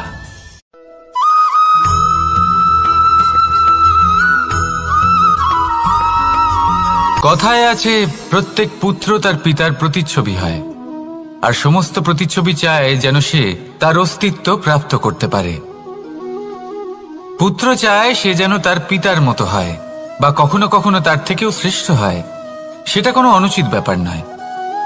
অনুচিত তখন হয় যখন পুত্র নিজের পিতার মতো হবার স্বপ্ন পূরণ করতে গিয়ে বা তার থেকেও শ্রেষ্ঠ হওয়ার স্বপ্ন পূরণে অনুচিত পথের আশ্রয় নেয়। কারণ তারপরে সে তার পিতার গুণগুলি আত্মসাৎ করতে চায় না। সে শুধুই এটা চায় যে সংসারের চোখে যেন আমি শ্রেষ্ঠ প্রমাণিত হই। এটা অনুচিত। সংসারে এমন অনেক মানুষ আছেন যারা এই কারণে শ্রেষ্ঠ হবার চেষ্টা করেন যাতে তার পরিবারের তার পিতার সম্মান বৃদ্ধি পায়। এমনও মানুষ থাকেন, আর এটাই হলো পার্থক্য উদ্দেশ্যের। মনে রাখবেন, যদি আপনার উদ্দেশ্য শুভ হয় তাহলে পথও শুভ হবে, যদি আপনার উদ্দেশ্য অশুভ হয় তাহলে পথও অশুভ হবে। তাহলে নিজের পিতার মতো হবার চেষ্টা অবশ্যই করুন, তার থেকেও শ্রেষ্ঠ হওয়ার চেষ্টা অবশ্যই করুন, কিন্তু মনে রাখবেন আপনার সংকল্প আর আপনার উদ্দেশ্য এই দুই শুভ হওয়া উচিত। তাহলে আসুন আর আমার সাথে ভালোবেসে বলুন, রাধা রাধা।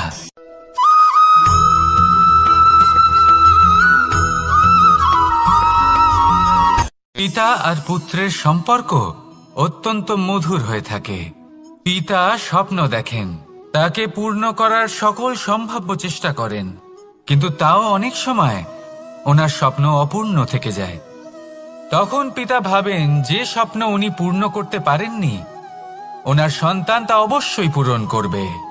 যে স্থানে উনি কখনো পৌঁছতে পারেননি, সেই স্থানে ওনার পুত্র অবশ্যই পৌঁছবে। পিতা নিজের সন্তানের ভবিষ্যৎ নিয়ে সেই স্বপ্ন দেখেন, আর যখন সেই সন্তান সামনে এগোতে থাকে তখন তার দুঃখ হয় না, বরং গর্ব হয়। ওনার ভালো লাগে এটা দেখে যে ওনার সন্তান অনেক উন্নতি করছে। কিন্তু যখন সন্তান নিজের অভিভাবকের শক্তি দেখে, তার যশ দেখে হিংসা করতে থাকে, সমস্যা সেইখানেই শুরু হয়। সেই জন্য সকল সন্তানকে এটা মনে রাখতে হবে, দেখুন, পুত্র হবার সুবাদে, এক সন্তান হবার সুবাদে এটা হলো আপনার অধিকার যে আপনি আপনার পিতার থেকে বেশি উন্নতি করবেন। আপনার পিতাও এটাই চান, কিন্তু সুস্থভাবে এটা করুন।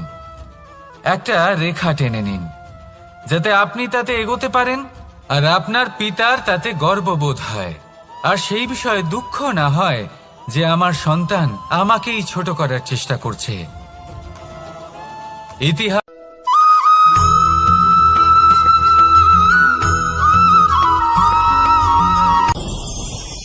ভয়ের সাথে আমরা সবাই পরিচিত, কষ্টও আমরা সবাই পেয়েছি। কখনো কখনো আমরা অসুস্থ হয়ে পড়ি, আর এমন সময় হলে মাতার মমতা, কখনো বাবার স্নেহ, কখনো বন্ধুদের পাশে থাকার অনুভূতি আমাদের রোগ নিরাময়ে সাহায্য করে। কখনো যদি আমরা নিরাশ হয়ে পড়ি, তখন যদি আমাদের কোনো আপনজন আমাদের দুটো ভালো কথা বলে, তখন আমাদের মনোবল বেড়ে যায়। ঠিক তেমন সংসারের এই রঙ্গমঞ্চে যদি আপনি পীড়িত অনুভব করেন, কিছু শুভ কথা আলোচনা করুন, কিছু স্তুতি গান করুন, কিছু মুহূর্তের জন্য হলেও নিজের ইষ্টদেবের কথা স্মরণ করুন আর প্রার্থনা করুন। সাহস বাড়বে, শক্তিও বৃদ্ধি পাবে এবং সামনে এগিয়ে চলার পথও দেখতে পাবেন। তখন এই মন প্রসন্ন হয়ে বলবে, রাধা রাধা।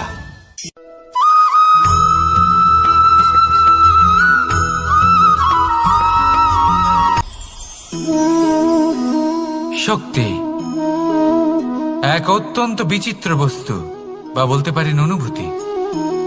পিতা সবসময় চান যেন তিনি তার শক্তি পুত্রকে। আসুন আপনাকে সহজে বোঝাই, যদি আপনি সুপাত্র হন আর আপনাকে শক্তি দেওয়া হয়, তাহলে আপনি সেই শক্তির গুরুত্ব বুঝবেন, কোথায় সেই শক্তি প্রয়োগ করা উচিত সেটা বুঝবেন। আর এটা যেহেতু অর্জন করা শক্তি হবে, সেই শক্তির অপব্যবহার হবে না। কিন্তু যদি এই আপনি কুপাত্র হন আর যদি আপনাকে এই শক্তি দেওয়া হয়, তাহলে কি হবে? দেখতে গেলে এই শক্তি আপনি দান হিসেবে পেয়েছেন, তাই না আপনি এই শক্তির গুরুত্ব বুঝবেন আর না এর প্রয়োগ আপনি জানবেন। তার অপব্যবহার হওয়া সুনিশ্চিত। তাই যদি আপনি কোনো শক্তি অর্জন করতে চান, তাহলে আগে তার যোগ্য হয়ে উঠুন, পুত্র নয় পাত্র হয়ে উঠুন। আর আমার সাথে ভালোবেসে বলুন, রাধা রাধা।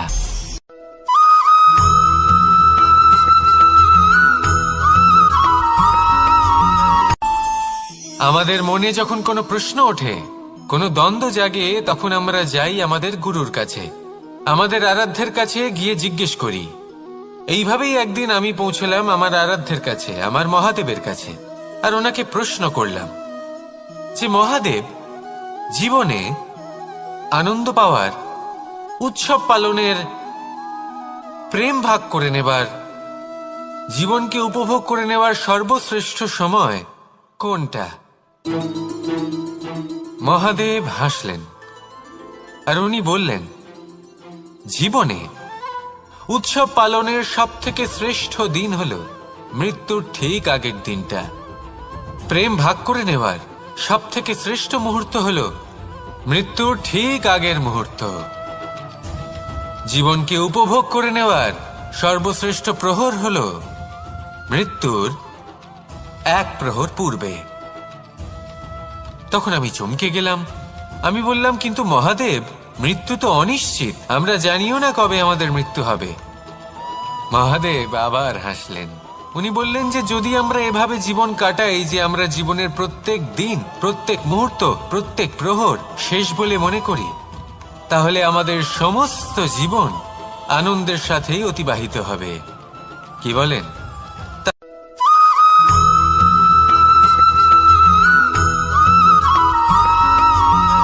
এই সংসারের সব থেকে গুরুত্বপূর্ণ তত্ত্ব কোনটা? প্রথম হলো সময়। জন্ম থেকে মৃত্যু পর্যন্ত এই যে সময়, এটাই তো হলো জীবন।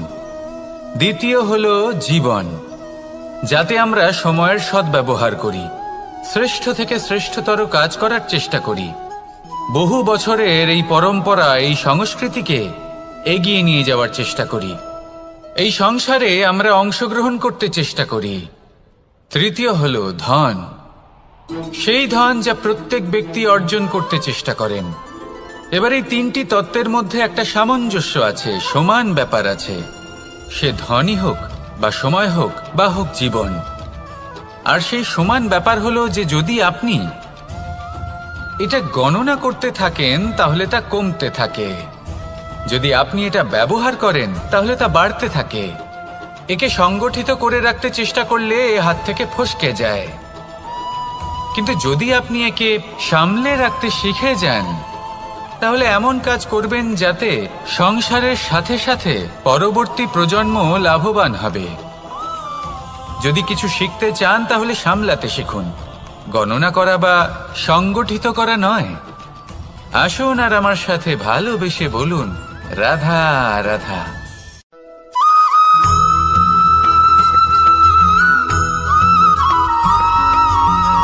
যখন আমরা কোনো বনে প্রবেশ করি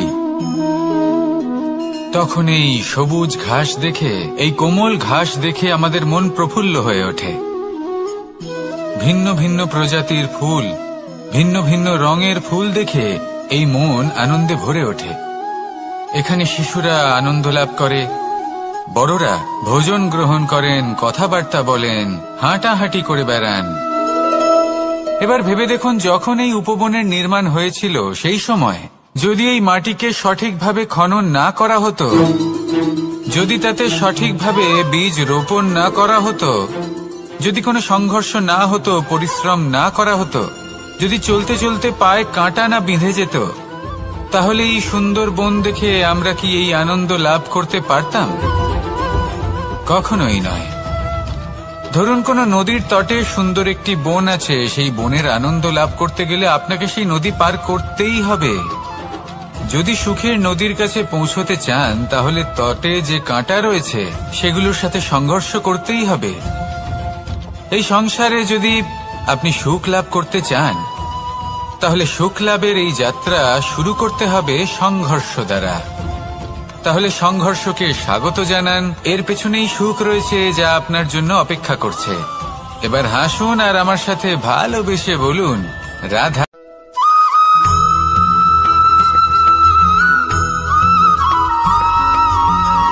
পুরুষার্থ।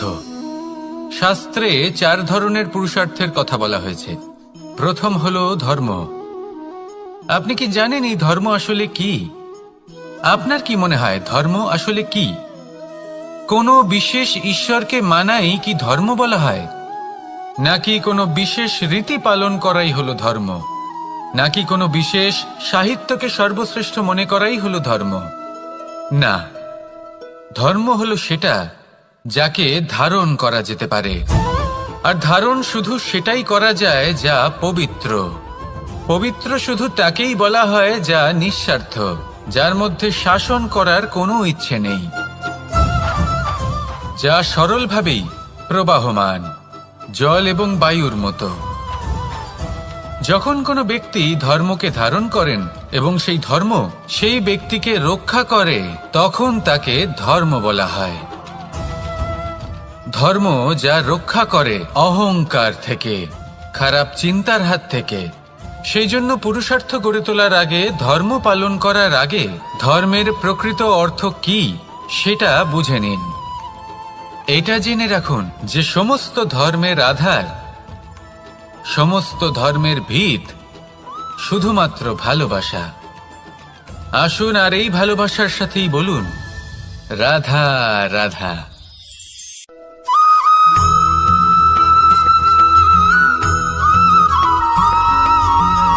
মানুষের মানসিকতা এমন হয় যে সে যতটা করে আশা করে যে তার থেকে অনেক বেশি তার বদলে সে পাবে। দেখুন, সবকিছুই আপনার ভাবনা চিন্তার উপর নির্ভর করছে। আপনি যদি ফলের বিষয়ে ভেবে কর্ম করতে থাকেন তাহলে সেটা অনুচিত। জীবনের আসল আনন্দ হলো নিজের কর্ম করতে থাকা, ফলের চিন্তা করা উচিত নয়। যদি আপনি এরকম ভাবেন যে আমি এতটা করছি, আমার এতটা পাওয়া উচিত, সেই ভাবনা অনুচিত।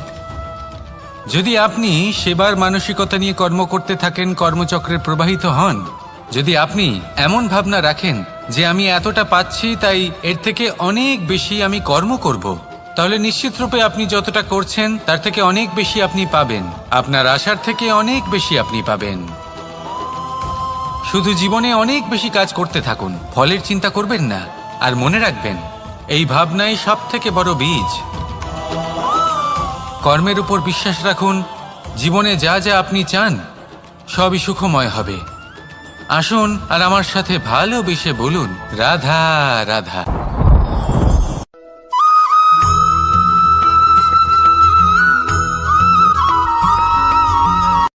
সংসারে আমাদের জীবনে যখন কোনো সুখ বা দুঃখ আসে, তার জন্য আমরা কাউকে না কাউকে অবশ্যই দায়ী করে থাকি, তাই না?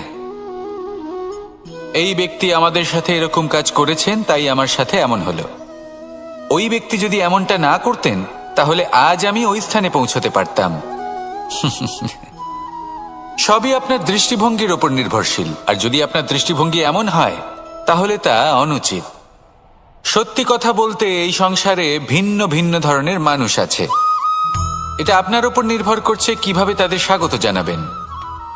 একবার ভাবুন, আমি আমার দুটো হাত সামনে নিয়ে এলাম, দুটো মুঠো খুলে দিলাম। দুই প্রকারের মানুষ আসবেন, কিছু না কিছু দিয়ে যাবেন। এই মুঠো যদি আমি বন্ধ করে দিই তাহলে না কেউ আমাকে কিছু দিতে পারবে, না আমার কিছু যাবে আসবে। নিশ্চয়ই বুঝতে পারছেন এই দুই ধরনের ব্যক্তি কারা এবং তারা কি দিয়ে যান। আমি যদি নিজের মুঠো খুলে দিই তাহলে কিছু ভালো মানুষ আসবেন, আমাকে আনন্দ, সন্তুষ্টি, জ্ঞান প্রদান করে যাবেন, ভালো অভিজ্ঞতা দিয়ে যাবেন। কোনো খারাপ ব্যক্তি যদি আসেন তাহলে তিনিও খারাপ অভিজ্ঞতা দেবেন, যার থেকে আমি শিক্ষা লাভ করব। এই সব কিছু আমি লাভ করতে পারি। মুঠো যদি বন্ধ করে রাখি তাহলে আমি কিছুই পাবো না। দেখুন, এই সংসারে প্রত্যেকের জীবনে এইরকম, প্রত্যেকের জীবনে সবকিছুই আছে, ভালো খারাপ দুই মানুষই আছে, ভালো অভিজ্ঞতা আছে, খারাপ অভিজ্ঞতা আছে। নির্ভর করছে আপনার উপর যে আপনি কি করবেন, এনাদের স্বাগত কিভাবে জানাবেন, কার থেকে কি বুঝবেন, কি শিখতে পারবেন, আর কোন দৃষ্টিভঙ্গি নিয়ে অগ্রসর হবেন। এটাই নির্ধারণ করবে যে আপনার জীবন কেমন হবে। আসুন আমার সাথে ভালোবেসে বলুন, রাধা রাধা।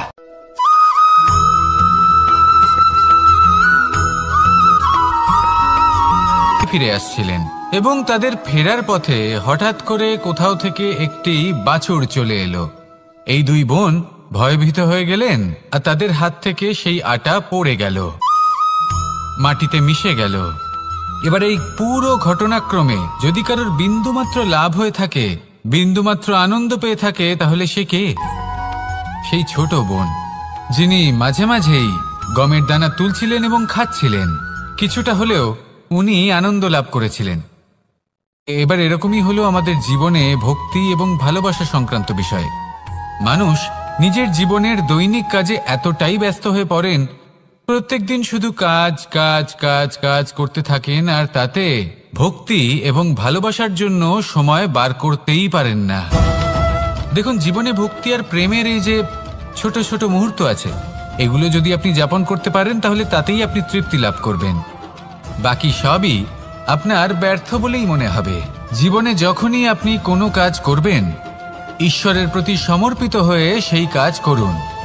আর যখনই সময় পাবেন তাহলে সেই সময় নিজের আপনজনদের দিন। যাদের আপনি ভালোবাসেন তাদের প্রতি যত্নবান হন, তাদের শুভাকাঙ্ক্ষী হন। এই প্রেম আর ভক্তির ছোট ছোট মুহূর্তগুলো আপনার জীবনকে চরিতার্থ করে তুলবে। আসুন আমার সাথে ভালোবেসে বলুন, রাধা রাধা।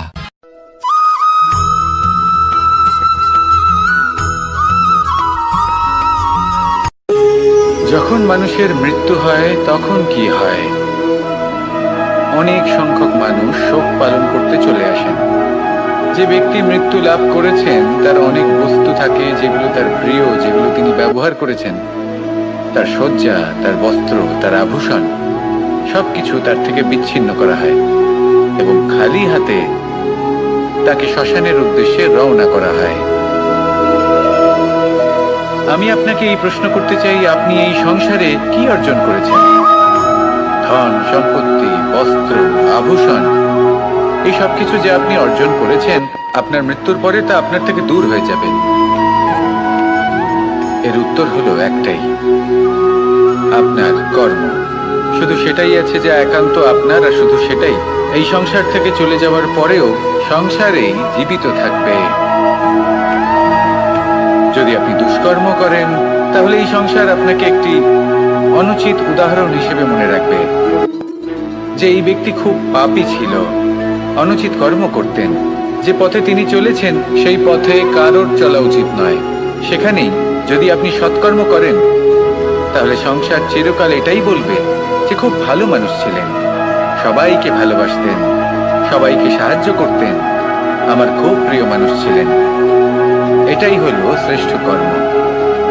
সেই জন্য জীবনে শুধুমাত্র ধন সম্পত্তি, আভূষণ এই সব অর্জন করতে গিয়ে নিজের মনোনিবেশ করবেন না। শ্রেষ্ঠ কর্ম করুন। সংসার থেকে চলে যাওয়ার পরেও এই কর্মই এই সংসারে আপনাকে জীবিত রাখবে। আসুন আমার সাথে ভালোবেসে বলুন, রাধা রাধা।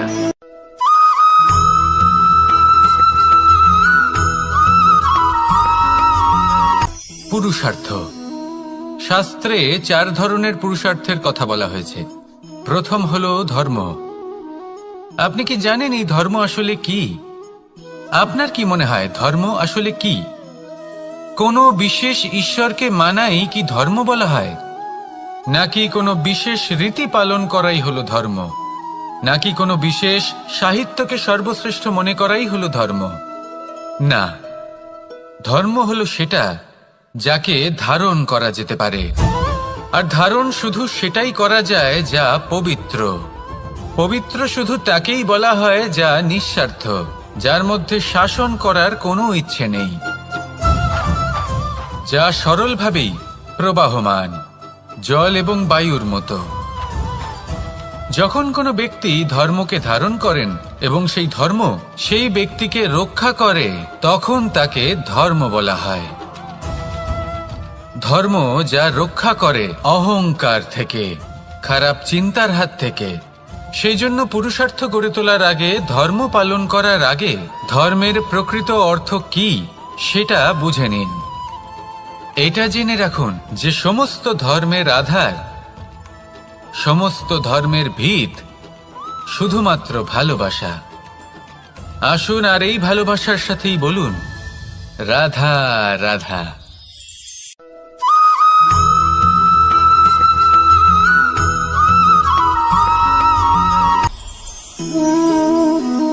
শক্তি।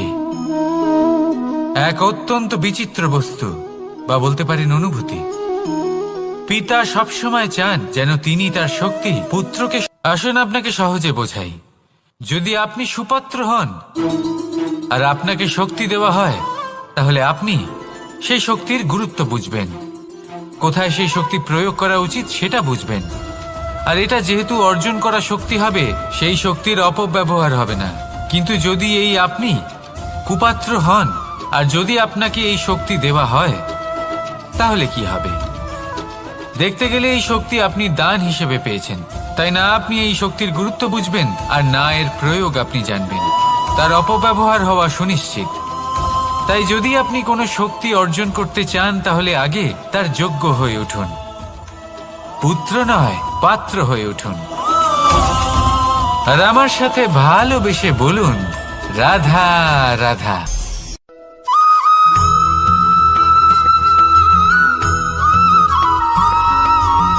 কথায় আছে যে এমন কোনো অক্ষর নেই যার দ্বারা কোনো মন্ত্র হয় না। এমন কোনো বনস্পতি নেই যা নিজেই একটা ঔষধি নয়। পৃথিবীর এমন কোনো ব্যক্তি নেই যার মধ্যে কোনো যোগ্যতা থাকে না। শুধু প্রয়োজন হলো যে ব্যক্তিকে আমরা খুঁজে চলেছি তাকে সঠিকভাবে চিনে নেওয়া।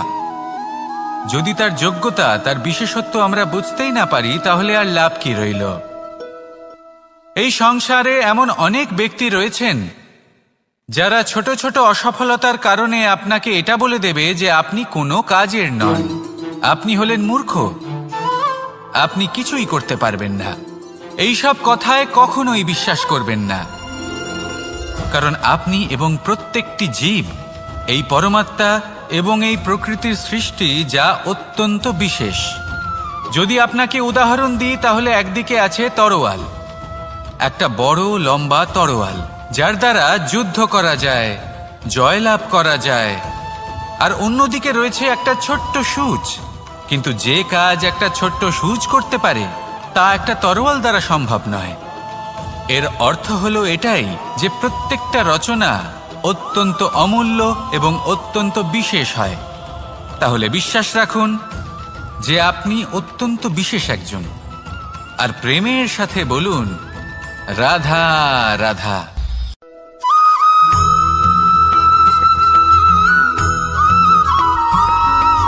মানুষের একটি সমস্যা আছে যে মানুষ সাফল্যকে মাপতে থাকেন, লক্ষ্যপ্রাপ্তিকে মাপতে থাকেন এবং তার তুলনা করতে থাকেন যে ও এত কিছু পেল আর আমি পেলাম না, ওর কাছে এত কিছু আছে কিন্তু আমার কাছে নেই। এই তুলনা করার জন্য ওনারা দুঃখী হয়ে পড়েন, নিরাশ হয়ে পড়েন। তাই আমি একটা প্রশ্ন করছি যে এটা কি উচিত? এই সংসারে আপনি কি নিয়ে তুলনা করবেন, যেখানে সূর্যদেব চন্দ্রমা দুজনেই আছেন, দুজনেই হলেন বিশেষ, দুজনেই নিজ নিজ সময়ে উদিত হন। এদের মধ্যে একজন না থাকলে তাহলে আমাদের জীবন কঠিন হয়ে পড়বে। ঠিক সেইভাবেই আপনি যদি একটা বড় রেখা অঙ্কন করেন, তাহলে অন্য রেখাটি ছোট হয়ে পড়ে না, সে তেমনই থাকে যেমনটা সে ছিল। আপনার অস্তিত্ব কখনো ছোট বা বড় হতে পারে না। শুধু তুলনা করার জন্য আপনার এটা মনে হতে পারে। যদি আপনি যুদ্ধ করতে চান, আপনার তলোয়ারের প্রয়োজন পড়বে। যদি বস্ত্র তৈরি করতে চান, এত বড় তলোয়ার দিয়ে কিছুই হবে না, তখন প্রয়োজন পড়বে একটা ছোট্ট সূচের। তাই তুলনা করবেন না, না নিজেকে ছোট মনে করবেন, না অন্য কাউকে। সবার সাথে সহযোগিতা করুন, আর যদি তুলনা করতেই হয় নিজের সাথে করুন, যে কাল আমি কেমন ব্যক্তি ছিলাম, আজ কি তার থেকে শ্রেষ্ঠ হয়ে উঠতে পেরেছি। ভেবে দেখুন ভবিষ্যতে গিয়ে আপনি কতটা শ্রেষ্ঠ ব্যক্তি হতে পারেন। আসুন আমার সাথে ভালোবেসে বলুন, রাধা রাধা।